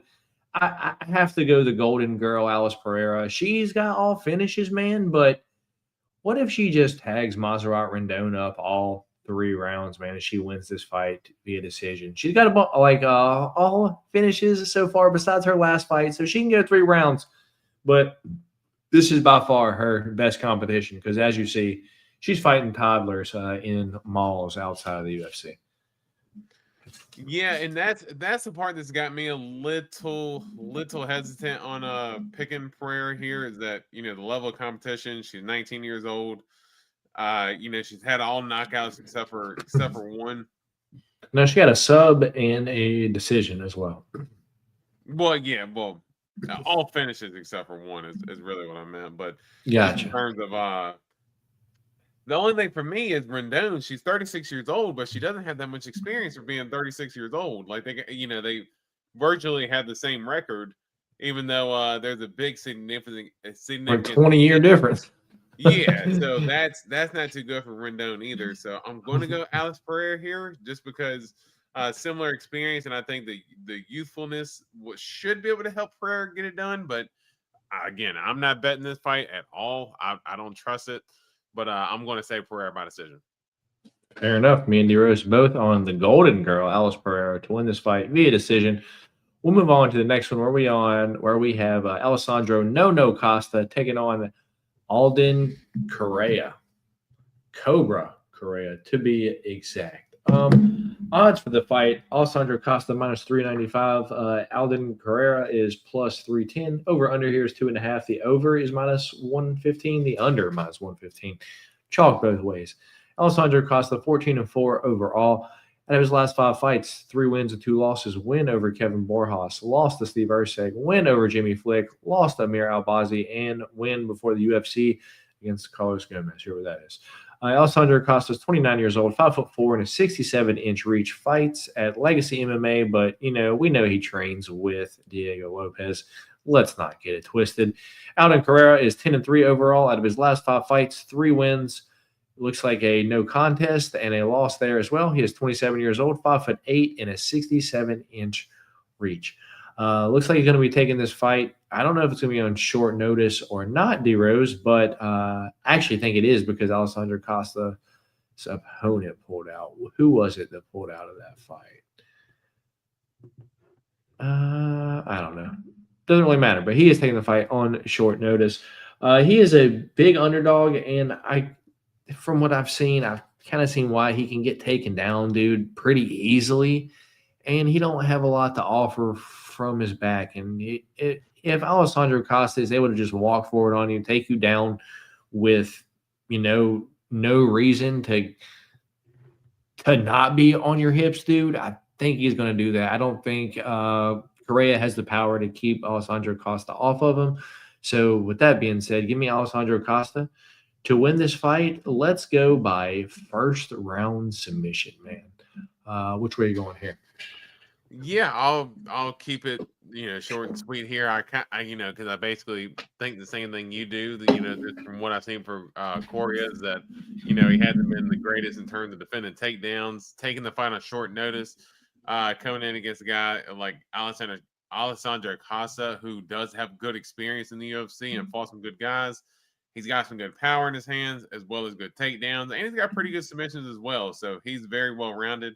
I'm going to pick Alessandro Costa. I'm going to go round 2 submission, but I do think Costa gets the sub. Fair enough. We'll move on to the next one. Where we have the Zachary, the Savage Reese, the Zachary, the Savage Reese. Buzz Zachary. The Zachary Savage Reese taking on the Reaper, Cedric Dumas. Zach Reese is 9-2 overall. Out of his last 5 fights, he has 3 wins and 2 losses. A win over Dusko Todorovic via decision somehow, dude. I know I lost money on that fight because even looking back at it, I'm like, oh, that went under, right? Nope, it didn't. You're like, huh? He lost to Azamat Bekoyev, and then he got knocked out by the ref in that fight as well. He did beat Jose Medina. So he fought 2 of the dudes fighting each other on this fight card. He did beat Julian Marquez via knockout and then lost to Cody Brundage. Cedric Dumas, on the other hand, got knocked out by Mikhail Olashejuk 4 months ago, win over Denis Talulin, lost to Nursultan Rizaboev, win over Abu Azatar, and win over Cody Brundage. He is 30 years old, 6'2", and a 79-inch reach. I don't know if I said it, but Zach Reese, 31 years old, 6'4", and a 77-inch reach. D Rose, I don't want nothing to do with this fight if I'm going to be completely honest, but there's something standing out to me, and I have to talk about it. So odds for the fight. Zach Reese, minus 238, the favorite. Cedric Dumas is plus 195, the dog, which is already surprising that this isn't just a coin flip fight. But the over-under here, D-Rose, is set at 1.5. The over is plus 124. The under is minus 160. Are we acting like Cedric Dumas just has this, killer knockout power? Because that's – because it's the line's confusing because what it suggests is that Zach Reese is going to get Cedric Dumas out of there in the first round and a half, and I just don't see that happen. So I will be betting the over in this fight, and I do feel pretty confident in it. D-Rose, what's your thoughts on the over here? Again, not playing anything on this fight. I don't trust either guy. I actually thought the Olashejuk fight was going to go over a little bit more for Dumas in that last fight, so I don't know what to expect from him at this point. But let's not pretend like fucking Zach Reese is like Olashejuk boxing in power, No, but he does early in his UFC career, he's kind of toned it down his last few fights, but Reese is known as a guy to kind of kill or be killed. He was going for it. So who knows if we could see that type of Zach Reese come out. I don't know. I'm staying away from it in terms of betting. I'm not touching this fight. Fair enough. For me, I don't see either one of these dudes finishing the other dude, if I'm gonna be honest. But I will go with the upstanding citizen that is Cedric Dumas. He never does anything wrong, and he should win this fight via 30-27 decision because all the judges should think that he's a perfect man. Which way you going here, Darius? Perfect reasoning. Yeah, so I think for me personally, the way I see it, I just think that I think Zach Reese he just has more ways to win. I think Zach Reese has worked on his cardio a little bit more, and as long as he doesn't get slammed on his head, similar to how Cody Brundage slammed him on his head, I don't see how Zach Reese loses. I can even maybe see him getting a submission, but I'm going to go Zach Reese. I'm going to go by decision. In terms of betting, I ain't getting near this fight because there's gonna be something on line for this fight, D-Rose, whether you want it to be or not. Hey, put it in the sure. I will make you have something on this fight. Hey, if you are comfortable putting Cedric Dumas on yours, by all means. Fair enough. Me and D-Rose split on that one. I'm on Cedric Dumas. D-Rose is on Zachary Reese. Moving on to the next one, we got Jesus Aguilar taking on Luis Grim Gruele. Jesus Aguilar, the chef, he should change his name to, but he hasn't yet, is 11-3 overall. Out of his last 5 fights, he is 2 losses and 3 wins. Lost to Rafael Esteban 6 months ago. Win over Stuart Nickel. Win over Mateus Mendonça. And this one right here, the chicken tender fight itself 2 years ago in 2 months. Knocked out Shannon Ross. He did lose to Tatsu Taira before that. He is 29 years old, 5'4", and a 62-inch reach. Little ass reach. Luis Gurule is 10-1 overall. He won all of his fights besides his last one against Ode Osborne, where he got knocked out. But I did call that one. As crazy as it sounds. 5 months ago. He is 31 years old, 5'5" and a 64-inch reach. I'm not going to spend too much time here, D-Rose. We got two heavy wrestlers here.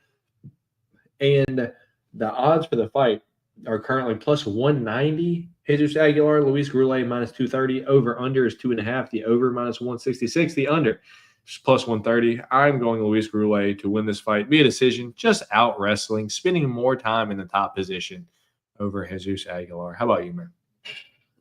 Yeah, I do think that this fight's probably not going to be the most exciting, but I do think that there is going to be a chance that it's going to go to decision. So that if I'm playing anything on this fight, the over fight to go to decision, I would feel good about that. I don't know if either guy has finishing power necessarily. I am with you in terms of getting your teeth done at Turkey. I know they're doing the hairlines, but are they doing teeth too? We gotta look and see.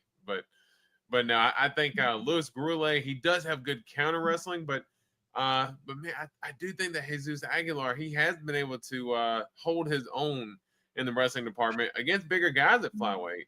And I do think that he's very scrappy, hard to hurt, hard to finish. I'm going to go Jesus Aguilar here, man. I don't know why. It's just like every time he's in the spot of the dog, I feel like even though he has like some of the shortest arms in UFC history, he's just got that scrappy dog in him, man, that I just can't overlook. So I'm going to go Jesus Aguilar by decision. Fair enough. The third time me and D-Rose are split on what? 5 fights?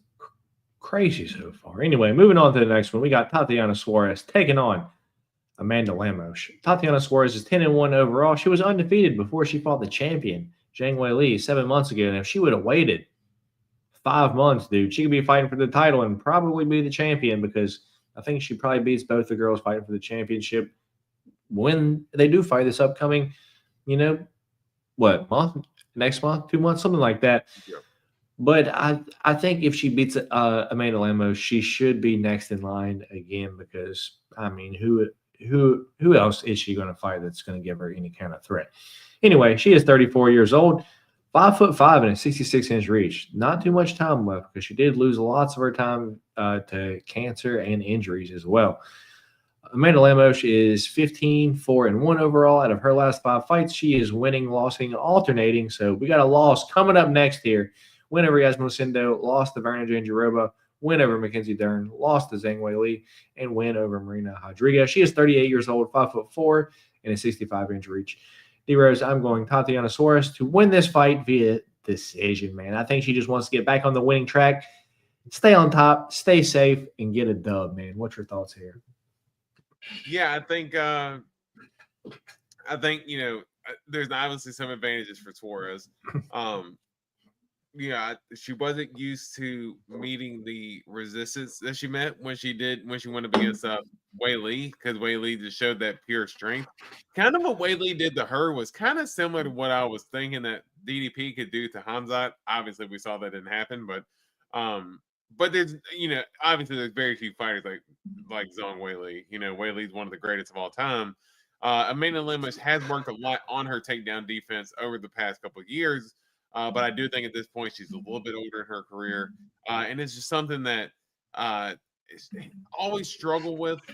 She's gotten better, but it's something that she's always struggled with. And once she's down on her back, is really the biggest problem. She's like a turtle. She's like, how do I get up? It's tough. Her keeping it on her feet, she's fine, but as soon as she hits the ground and somebody gets top control, it could be bad news for her. I think Suarez gets it done. I'm going to say by decision. I don't think she'll be able to get an arm bar. I know Verna was able to get the sub against Lemos, but since then, fucking Lemos has proven that she can tough through some deep submissions though too. So yeah. I mean, she might have to just catch her. Yeah, she's always been able to. I mean, she weathered the storm against Weili a couple of different times as well when she was getting taken down. Just had nothing to offer Weili. But yeah, I think Suarez by decision is the way to go. Odds for that fight minus 455. Tatiana Suarez, Amanda Lemos plus 350. The dog over under is 2.5. The over is plus 105. The under is minus 135. So the over 2.5 is plus money, DeRose. Yeah, I mean that's interesting. I mean, I guess both fighters have finishing potential.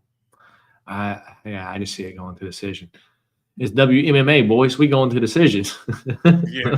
If you ever have the chance at plus money on an over in a women's fight, you might have to take it, man. Yeah. Anyway, moving on to the next one, where we have Claudio Poyas taking on Joaquim Neto BJJ Silva. Prince of Peru, Claudio Poyas. We hadn't seen him in a little bit, D-Rose. Not for a year and a half. He lost via split decision, but he at least made it to decision there. Because before then, he was just butt scooting and sitting on the ground against Dan Hooker. Probably one of the worst performances we've seen since Herbert Burns, man. But before that, he was on a streak of knee bar wins. Clay Guida, Chris Gritzmacher, and he did beat Jordan Levitt via decision. He's 29 years old, 5'10", and a 72-inch reach. Neto BJJ, Joaquim Silva is 13-5 overall, win-loss alternating there. So he's due for a win now. Lost to Jakar Close, win against Clay Guida, lost to Armin Saryukin, win against Jesse Ronson, and lost to Ricky Glenn. He is 36 years old, 5'8", and a 69-inch reach. D-Rose, the odds are throwing me off here. Talk me off a ledge. Claudio Poyas minus 112, the slight favorite. Joaquim Silva is minus 108. Technically the underdog. Over under here is 2.5. The over 2.5 is minus 145. The under 2.5 is plus 114. I love Joaquim Silva here, and I love the under here, because if Claudio Poyas wins, it's going to be by early knee bar, and when he gasses because he keeps having to stand back up, it wouldn't surprise me if Joaquim Silva ends up knocking him out. So I don't understand why the under is plus money here. Kind of surprising, but I do like Joaquim Silva as the slight dog here as well, D-Rose. So I guess give me Joaquim Silva via third round knockout. Talk me off of a ledge not to bet Joaquim Silva KO 2-3, D-Rose. I can't talk you off the ledge because I'm on the ledge with you. I am actually all the way with you. That is actually my exact prediction is Silva round 3 KO. I just think that Puelles offers nothing on the feet whatsoever. Obviously, as you noted, his knee bars are nasty. You know, he's able to get some submissions. He'll go for M&R rolls. As you said, butt scoot. He'll do a little bit of everything. He'll do a lot. He'll do a lot of butt scoot. Yeah. He would definitely do a lot of butt scooting. But no, I think Joaquim Silva does have enough counter wrestling to be able to keep himself in safe positions, and he has good enough jiu-jitsu to where he's not going His name is Neto BJJ, you know? Exactly. You got to have some type of BJJ skills if you're going to throw it in your nickname. But yeah, I'm going to go Joaquim Silva here, and I'm going to go round 3 KO as well. And I'm with you, man. I might play that, but especially that money line, that's definitely going to be a leg for a couple parlays. Yeah, man. How do you like the under too at plus money? 2.5. Yeah. I don't know. I might stay away. I'm probably either going to do money line or maybe like a long shot parlay round 2 or 3. But yeah, I think just the money line there. I'm super confident in Silva as well. Of course, that means he'll lose. But I'm with you. I think Silva gets it done, and money line covers you just in case anything happens. There we go. Got $10 bonus bets from me losing my money on football this past weekend. So here we go. And if you can't see it, come on, you thing. There we go. You see the number, Joaquim Silva, KO 2-3 plus 1,000 €. So $10 wins back 100 if you're betting free bets. But if you're betting your own money, it would win back 110. So there we go. Joaquim Silva, KO 2-3. Me and D-Rose are both agreeing with it. Probably the third round. So you know what that means. We're going to lose this shit. Yep. I mean, Puelles is going to get first round knee bar. Yep, but that's why I'm going to have the under bet as well. So me and D-Rose agreeing there. Moving on to the next one. We got Jose Chicho Medina taking on Dusko Thunder Todorovic. Jose Medina is 11-5 overall. Out of his last 5 fights, 2 wins and 3 losses before the UFC. On the Contender Series, lost to Gadia Sulov, got signed by getting his ass beat, then loses to Zach Reese and Atiba Gaudier doing his favorite thing. even as he's getting clubbed, Jose Medina still waving him on, man. Atiba Gaudier just has that effect, man. For some reason, he makes people want to wave him on. I don't get it. But to be fair, Jose Medina waves on everyone that he fights, though. He is 34 years old, 6 foot, 74-inch reach. Dusko Todorovic, 12-6 overall. Out of his last 5 fights, he has won 1 time over Jordan Wright 2 years ago, man. And I remember betting it. I just took the under. I'm like, there's no way either one of these dorks lasts the whole fight. And sure enough, it went under, man. But that's pretty much all Dusko Todorovic fights, except his last fight against Zach Reese, just broke my heart, dude, because I for sure had the under bet in that one. He is 31 years old, 6'1", and a 74-inch reach, dude. The neck, dude, his chin is just up there. Odds for the fight, plus 270, Jose Medina. Dusko Todorovic is minus 340, the favorite. Over under here is 1.5. The over 1.5 is minus 250. The under 1.5 is plus 190. You can get an alternate line for 2.5. The over 2.5 is minus 145. The under 2.5 is plus 105. D-Rose, I cannot confidently pick either one of these fighters. So I'll go Dusko, and I'll go Dusko via decision because he could probably take down Jose Medina and just lay on him. But I'm worried that he might end up submitting him. What's Dusko sub props? Might be interested in Dusko sub props. Dusko sub 1-2 is plus 700. Dusko sub 2-3 is plus 1,000. Let's go Dusko round 2 submission, D-Rose. Which way are you going here? Yeah, I think I'm with you in terms of not being super confident in this either way. And I'm with you that I do think Dusko could get it done by submission, but I do think at this point, both these guys are on a 3-fight losing streak. I think they're just going to try to maintain a win just so they can try to maintain their spot on the UFC roster. This is the pink paper fight. You know, whoever wins this is going to get the pink slip afterwards, and they let them know we appreciate your efforts, but you out of here. I think Dusko is going to keep it safe, use the wrestling, use the control, and get a decision win. So give me Dusko by decision. All right, me and D-Rose both on Dusko Todorovic. Moving on to the next one, we got Santiago Luna taking on Quang Bang Lee Border Boy. Santiago Luna is 6-0, undefeated. He is 21 years old, 5'9", and we don't have a reach yet. Trains at Interim Gym. From my research that I found, D-Rose, looks like he has a wrestling background, was on the Olympic wrestling team for Mexico. So good thing to know, but his hands are pretty nasty as well. Trains at Interim Gym with everyone else there that's got solid boxing. Quang Bang Lee is 9-2 overall. 2 losses are to Chris Gutierrez and Zhao Long. He got knocked out there. He is, out of his last fight, he did beat Gaston Bolaños via rear naked choke 4 months ago. He is 33 years old, 5'6", and a 70-inch reach. Let's see here. Odds for the fight, plus 108. Quang Lee. Santiago Luna is minus 138. The favorite. The over-under is 2.5. The over 2.5 is minus 130. The under 2.5 is plus 100. Yeah, D-Rose, I think Quang Lee is a solid fighter, but just from tape, dude, Santiago Luna seems a lot more explosive. He has good wrestling, and I think it's going to be a good fight, maybe even fight of the night, but I think it goes to a decision, and Luna gets the nod on Mexican Independence Day. Let's go Santiago Luna, the border boy, if you will. What's your thoughts here? Yeah, that's an understandable pick, you know, and I hadn't really been able to see much from Luna outside of like as you said, got some good power, got some good offensive wrestling, but haven't really seen the defensive pressure put on him in terms of wrestling. And if there's one thing we did see from Quang Le in his last fight against Bolaños was that he used a lot of his wrestling to get that fight done, man. And that was one that I was pretty high on Bolaños going into it. I had Bolaños in a couple different bets, and that absolutely screwed me.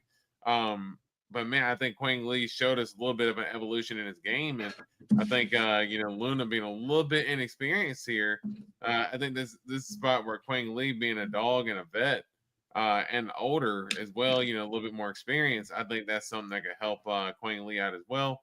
Give me Quang Le. I'm gonna think he's going to use his wrestling. I want to go by decision though. So give me Quang Le by decision. Fair enough.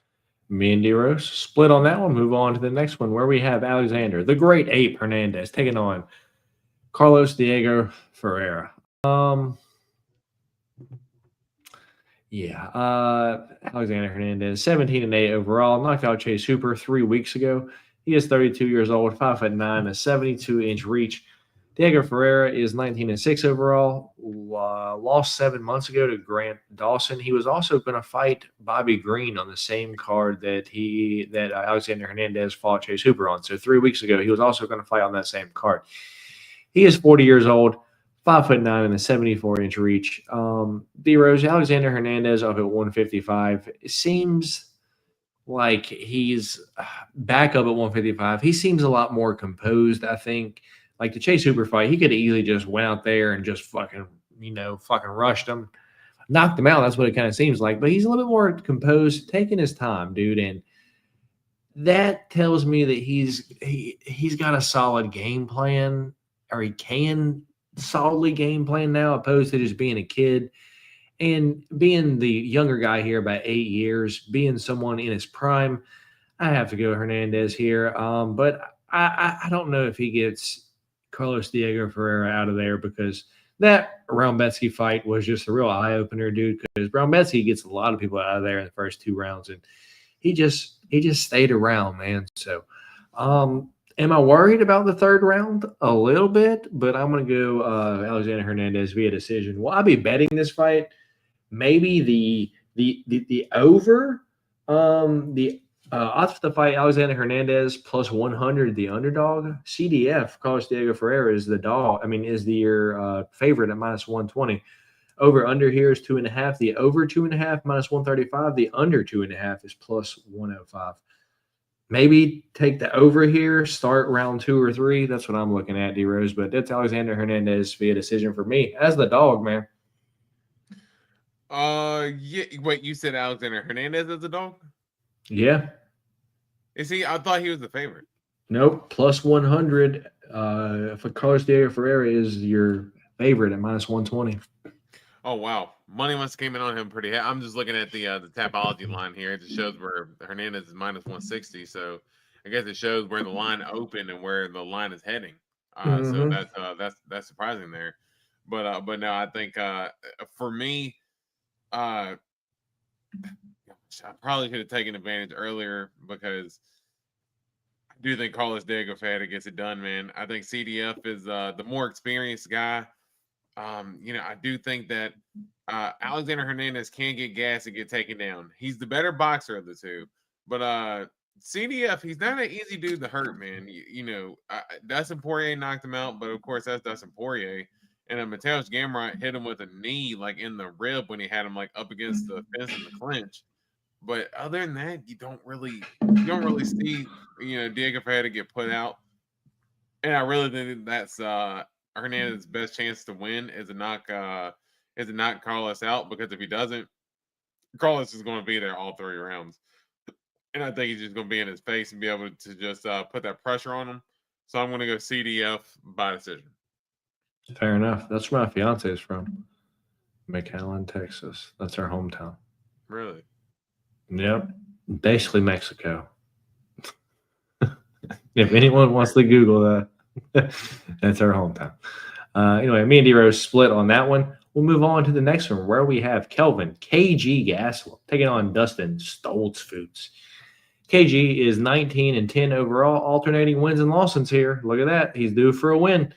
Out of his last 5, 3 losses, 2 wins. Lost to Jared Cannonier, win over Chris Curtis, lost to Sean Brady, win over Daniel Rodriguez, lost to Joe Pyfer. He's 33 years old. Somehow I don't know how he's only 33. 5'9", 71-inch reach. Training out of his own gym now, D Rose. He got his own gym opened up in Arizona. He is taking on Dustin Stolfoots at 16-7, alternating wins and losses. Both fighters are due for a win, D Rose. Who's going to take it? Last loss to Nursultan Rizabov. He could have won that fight, though. Won against Marc-Andre Barrio, where he knocked him out, where that's where Marc-Andre Barrio used the Ooga Booga tactic, and we see what happens there. Lost to Bruno Ferreira, win against Punahele Soriano. I know I lost money there. And they lost to Abus Magomedov. He is 33 years old, 6 foot, and a 75-inch reach. I think it's a big step down in competition here for KG D Rose, and I think he's still got enough left in the tank. You know, does he have some miles on him? Yeah, but he's only getting hit with people and dropped with people by big power like Joe Pyfer, and you know when he lost to Sean Bray's elite on the ground, and when he lost to Jared Cannoniers. That was a, top 5 middleweight a few years ago, so that makes sense as well. As I said, big step down in competition for Kelvin Gastelum. So I think he wins this fight via decision, man. And until I'm proven wrong, if KG gets matched up against, Dustin Stolfoots level fighters, I'm going to keep picking him to win. Odds for the fight are everyone agreeing with me. Kelvin Gastelum minus 250. Dustin Stolfoots is plus 205. Over under here is 2.5. The over is minus 220. The under is plus 170. What's your thoughts here, man? Yeah, I'm definitely with you in terms of the step down in competition for Kelvin Gastelum here, and I do think that and honestly, even for Gastelum in the fight against Joe Pyfer, like I thought there in the 3rd round, like he was really turning it around to where like Pyfer was. If that was a 5-round fight, I think Gastelum wins that fight and probably wins it pretty easily. So I do think that Gastelum does have a little bit more in the tank than what people try to lead on, and I think Todorovic is wow, how did I just completely blank on his name? The Stolfoots. Yeah, I think Stolfoots is a guy who he can get hit and get finished as well, but I think KG is going to be a little bit more reserved because he knows that Dustin Stolfoots is a good wrestler and can take the fight down to the ground if need be. And I think KG just boxes them up for 3 rounds. So give me a Gastelum by decision. Fair enough. Me and D-Rose both on KG via decision. Featured fight of the night is Jared Flash Gordon taking on gifted Rafa Garcia.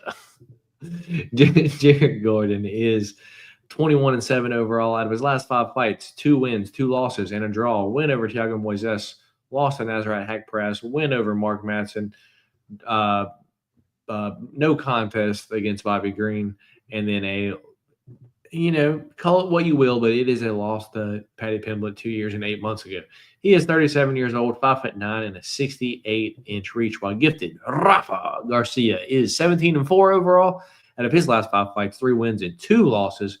Win over Vince Pichel, lost to Grant Dawson, win over Clay Guida, win over Mahashate, and lost to Drakkar Close. He is 31 years old, 5'7", and a 70-inch reach. Odds for the fight, plus 205 for gifted Rafa Garcia. Jared Gordon is minus 250, the favorite. Over under here is 2.5. The over is minus 330. The under is plus 240. I don't mind the over 2.5 here. Both fighters, I feel like it's Jared Gordon's got solid boxing, decent wrestling if he needs to use it, but Rafa Garcia is a heavy wrestler, but he is Mexican and he does have pretty clean boxing as well. So I would say, if you ask me, Rafa Garcia is a 70% wrestler, 30% boxer, as where Jared Gordon's like a 70% boxer, 30% wrestler. So it's kind of going to be like, which one's going to play out better here? I have a hard time picking the winner here, D-Rose, if I'm going to be honest. I don't know which one's going to win. So just like the other one that I said, it's Mexican Independence Day. It's going to go to decision. Let's go Rafa Garcia to win this fight via decision just because the crowd's going to be cheering him on. What's your thoughts here? Yeah, I think the hard part about this fight too is that they're both kind of the same dude. I don't want to say quite Spider-Man meme, but they both got very similar skill sets, not heavy kickers, pretty decent boxers, like to get the fight in the clinch, kind of make it a little bit of a muddy fight. So kind of similar game plans for both guys, just who's going to be able to implement theirs first. For me, I do think that, level of competition does make a difference here. And I think that Jared Gordon, honestly, he's looked good in his last few fights, even though that Nasrat had pressed. I picked Nasrat in that fight, and I remember at the end of that fight biting my nails because I believe that was in the pick champ for us. And I believe you had picked Jared Gordon. And, yeah, I was biting my nails because I was like, yeah, I don't know if Nasrat won that fight. So, Jared Gordon is always kind of close in these fights. But him finishing Thiago Moises the way he did in his last fight, man, I think it kind of shows that he's kind of getting that kill switch and getting that comfort in the octagon. I'm gonna go Jared Gordon. I think by decision. Hoffa's tough to finish, but I also think Hoffa, hasn't been as active, where Jared Gordon's been pretty busy here lately, and getting that time, getting that fluidity in, so that way he can be ready. So give me Gordon by decision. Fair enough. Me and D-Rose split on that one. Co-main event time, we got Rob Font or Fabrant taking on the Black Spartan, David Martinez, one of the sibling duos in the UFC. Rob Font is your slight favorite at -130. David Martinez is +110. The underdog over-under here is 2.5. The over is -315. The under is +230. Rob Font, 22-8 overall out of his last 5 fights, 3 wins and 2 losses. Fought 6 months ago against John Matsumoto, won via split decision. John Matsumoto, a very good fighter.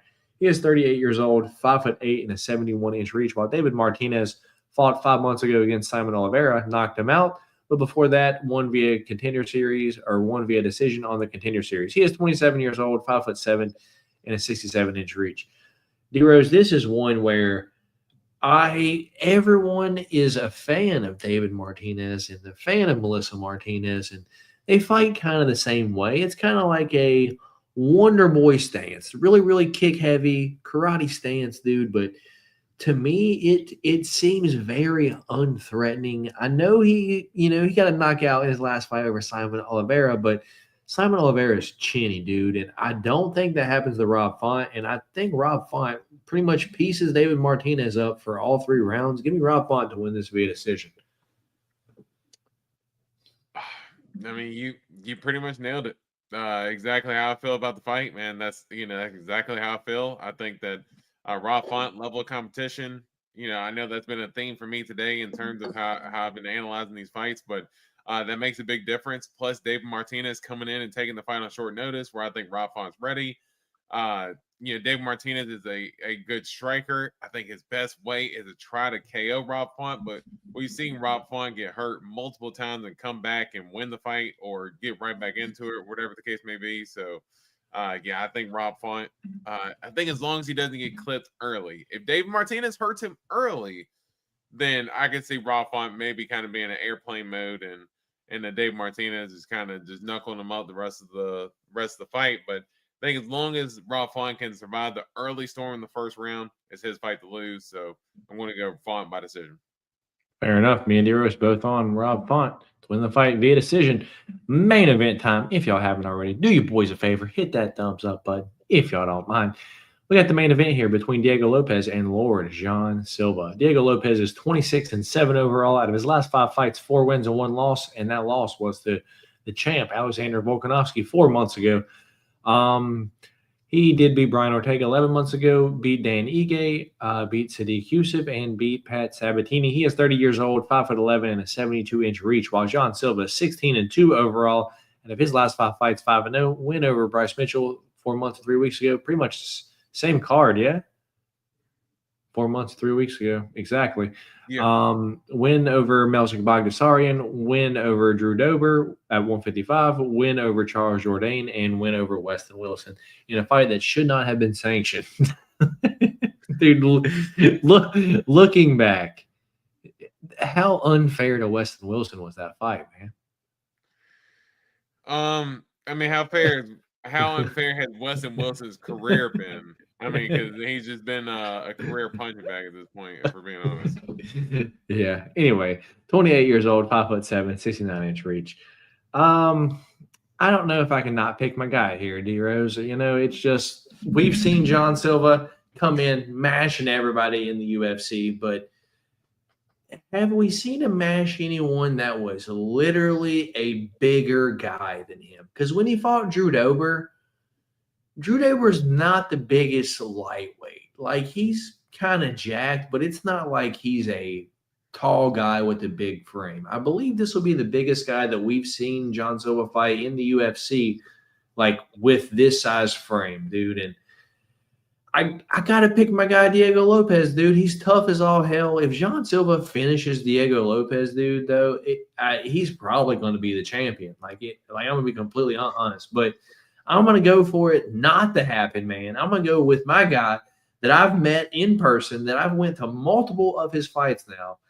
Apparently, Cedric Dumas is my guy, too, because I've went to a few of his fights, too. I don't know why, but he just keeps being on cards that I buy tickets to. But anyway, Diego Lopes, I think he wins this fight via decision, man.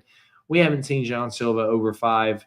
We have seen Diego Lopes over 5. So give me Diego Lopes to win this fight via decision. Probably going to win 3 of the 5 rounds. Going to be a close fight. Hopefully it's a good fight because I'll be sitting there in the stands cheering on Diego Lopes. What's your thoughts here, man? Yeah, I do think that it's a good fight. And, both guys are obviously, well-loved fighters with the fans and everything. And John Silva's coming in with a lot of momentum right now. A lot of people, picking him to potentially fight for the title if he's able to beat Diego Lopes. Even having him jump the line over Lerone Murphy, which, I personally think Lerone Murphy, you got to give it to him. I don't care who wins this fight. But John Silva coming in with a lot of momentum, good power in his hands, good submissions. The way he choked out Bryce Mitchell and barked over his body. The dude's just an absolute savage, and he's fun to watch. Diego Lopes, good boxing, good power in his hands.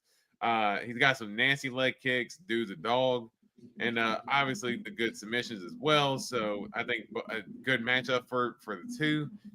I'm with you, though, man. I just think that so I think Diego Lopes is going to be super tough. He's going to be there because, John Silva has had basically his opponents just kind of crumble under the pressure. And look at who Diego Lopes has fought. He's fought Movsar Evloev, Alexander Volkanovski, Brian Ortega, Sadiq Yusuf. So he's fought, to me at this point, better guys than what John Silva has fought when you're talking Melsik Bagdasaryan, Bryce Mitchell, Charles Jourdain, which, I love me some Charles Jourdain, but just in terms of the top level, those guys aren't quite it. And I do. What do you mean? Weston Wilson's the top of the top? Yeah, no, exactly. The top of the top of getting highlight reels. Like him and Cameron Teague are running a pretty good race right now in terms of who can get KO'd the best. But yeah, give me Diego Lopes. Also, I got actually a straight bet on Diego Lopes round 4 or 5 or decision at like plus 410. I got that earlier, so I'm playing that. And yeah, I think Diego Lopes, tough dude, good boxing. I think John Silva comes out hot early and Diego takes over late. So give me Diego by decision. Fair enough. Me and D-Rose agree on the main event. So let's see what y'all been saying in the chat real quick. Do y'all think people can be too young for the UFC, like the girls on 19 on world stage? I think you can be, but I know UFC always looking for that next John Jones. Yeah, D-Rose? Yeah, that is a big thing, is that they're always trying to look for somebody to kind of take that next spot. But that, man, it's such a different sport now, and people getting started off at different times, and the experience level and stuff like that. It's just gonna be hard to try to get that young type of champion ever again. Yeah. Not saying it won't happen, but it's gonna be very hard. Can Kelvin find his way back to the rankings? He's only 33 years old. Rankings like top 15, yes. Past 10, though, I don't think so. I think if anything, he'll be in the 11 to 15 range. I think past 13 is tough at this point. I think 14 or 15 maybe is kind of, best is where he is, but I don't know if he's necessarily looking to work his way up. Just kind of put him in fun fights. Yeah, at 38, how much longer does Font have? Probably not a lot longer left. Probably not a lot longer. Yeah. I can't imagine, but he's still got enough for now to keep going. So that's Yeah, that's the main thing. Yeah, it shouldn't have been sanctioned. It shouldn't. It shouldn't. Are you in the 2000s, Matt? Like, are you in the 200s, Matt? Like, do your seats, like, do you like your seats compared to previous years? I try to get seats in like the 100 sections as much as I can. Last year, I was way up in the sphere, so that kind of sucked. But I think I'm at like the same area that I'm normally in, dude. And what was cool is like for some reason, like 2 weeks ago, for some reason, Ticketmaster's like seats were like all fucking sold out. Like you're like fucking red. You have to like fucking rebuy them and shit. And then for like a few days, like fucking 2 weeks ago, they opened up like a whole bunch of like blue seats like all over the place. And so actually got them for like $384 per ticket, not the resale price of like, you know, $600-700 per ticket. So that was pretty cool. So I actually didn't pay the fucking resale prices. So that's pretty cool. But yeah, I'll be there this weekend in San Antonio. I'll be there at the, you know, fighter meet and greets, weigh-ins and all that. So if you see me, say what's up. We can grab a picture. I'm going to try to bring some cards so I can hand them out for anyone that sees me and says what's up. I'll give you a little repack of cards that I have with me. So with that being said, D-Rose, I only have a couple of things left. The fisting of the week and the pick champ. So I'll just leave the fisting up. But let's go ahead and cover the pick champ real quick. 1, 2, 3, 4, 5, 6 different fights. I do know Dumas and Brees. That's the one, right? That one I do want to put in there if I'm gonna be honest. Let me see. That's insane. I'm surprised you're so confident in that. Cedricus Dumas. Oh, I'm not confident in it, but Zach Reese is just cheeks. So is just Cedricus Dumas. Yeah, you're right. Let me see. Look, let's play this smart. Let's play this smart. All right. So I have Dog, Gurule. Oh, I'm for sure putting Gurule in there. So Luis Gurule versus Jesus Aguilar. That's the first one. You ain't getting out of that one. Oh man. Cedricus Dumas versus Zach Reese is number 2. Oh, we're doing. Oh man, that's fucking hard, man. I only have one favorite. What the fuck, D-Rose? Hey, I guess Luna. Wait, what's the favorite? Gurule? Yeah. This is cheeks, man. I guess because we both picked Quang Lee and he's a dog. Nah, I picked Luna, but I don't feel great about it. Yeah, you got the favorite there. Yeah, but UFC newcomer, it's tough, man. I think I'm gonna go Alexander Hernandez versus Carlos Diego Ferreira as 2. And just to make you happy, Cedric Dumas versus Zach Reese as number 3, man. You better hope this does not lose you this. If it does, dude, what's the worst that could happen? It couldn't be worse than this week. I got 3 bad beans. That's the worst it could get. True. I got a booger bean. It's bad. Yeah, true. But imagine if you got 3 booger beans next week. I don't even think there's 3 green ones left in this box, man. Better hope not. Nah, pink, brown. I see 1 green one in there. It's stuck to the wall.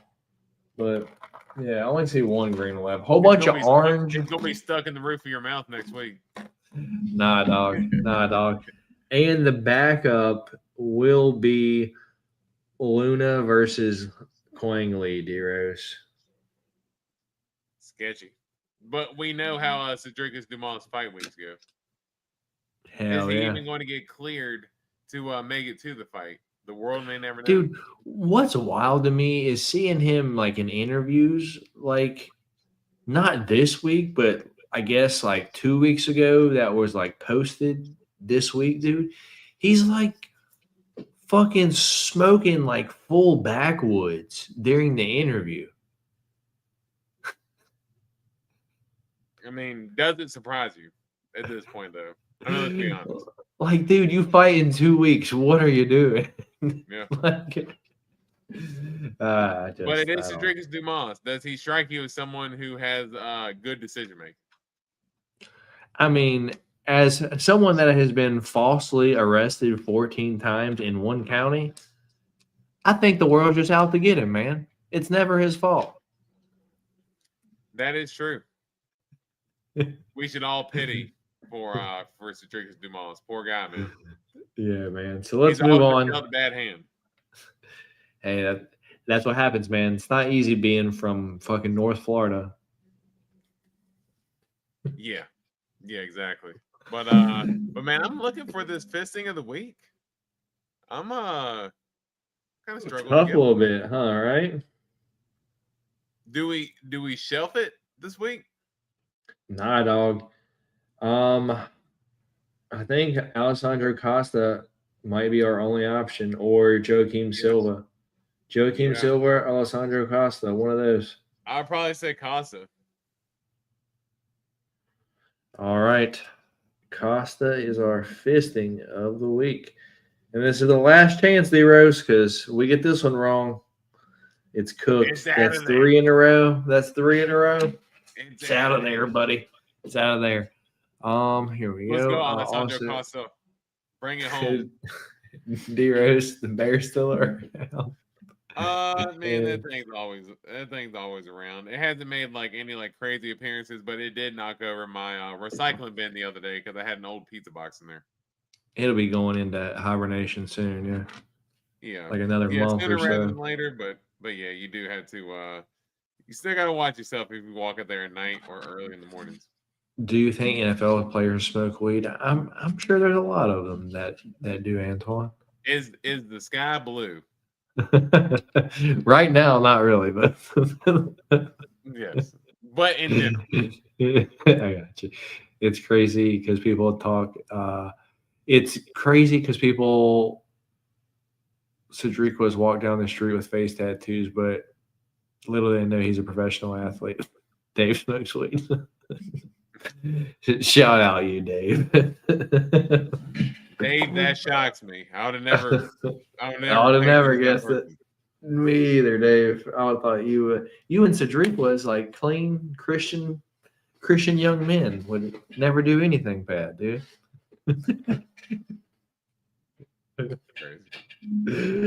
All right, D-Rose. We recapped Paris and DWCS last night. We went over the fight news.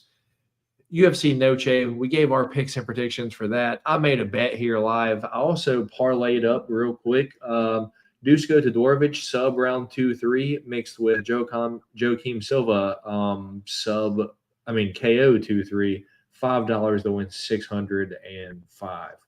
But I might, cook up a few other things. Just keep an eye out on my Instagram. Probably tomorrow sometime. I'll probably post something up before I head out this day.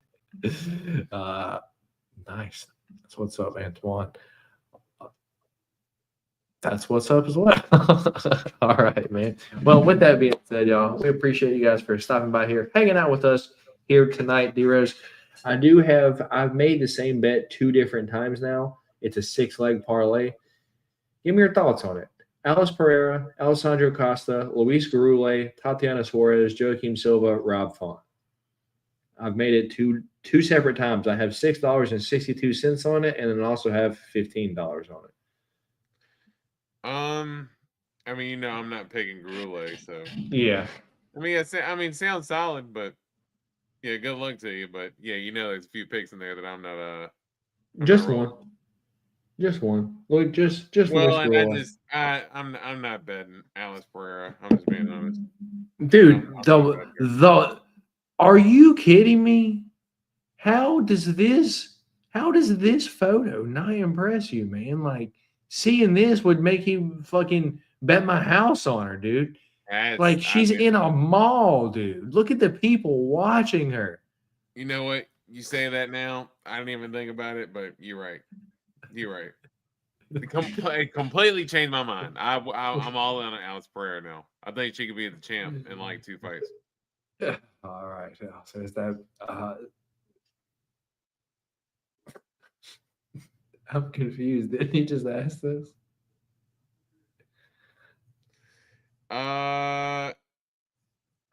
Cowboys play. They played the Giants this coming up Sunday. Yeah. Should be able to get the dub. The Cowboys should, but leave it to them to lose a game that they shouldn't. But I'm not counting my chickens before they hatch. All right, dear. As we gotta get out of here. We've been here over 2 hours. My guys gotta pack and get ready to go tomorrow. I gotta take my dog and shit to get washed and shit like that. So, with that being said, appreciate you guys for stopping by, hanging out with us, Matt and D Rose over here on the Golden Octagon here tonight. But with that being said, appreciate you guys for stopping by here. If y'all haven't already, hit that thumbs up button on y'all's way out and subscribe if you're new here. But we will not see you guys next week. You won't see me Friday because I'll be in Texas. So no change of cheddar Friday. You know there's no fights next week too, D-Rose? Right. But then after that, that's when all them fights start heating up, man. It's Perth, yeah. That's fall. Yeah, fall. We got some good-ass fights coming up, man. So I'm excited. Yeah, man. So appreciate you guys for stopping by here. And me and D-Rose will catch you guys in about 2 weeks or so. So you guys be safe. Don't be losing all your money on the fights this weekend because we got football to bet too. That being said, y'all stay safe and we'll catch you guys later. Peace.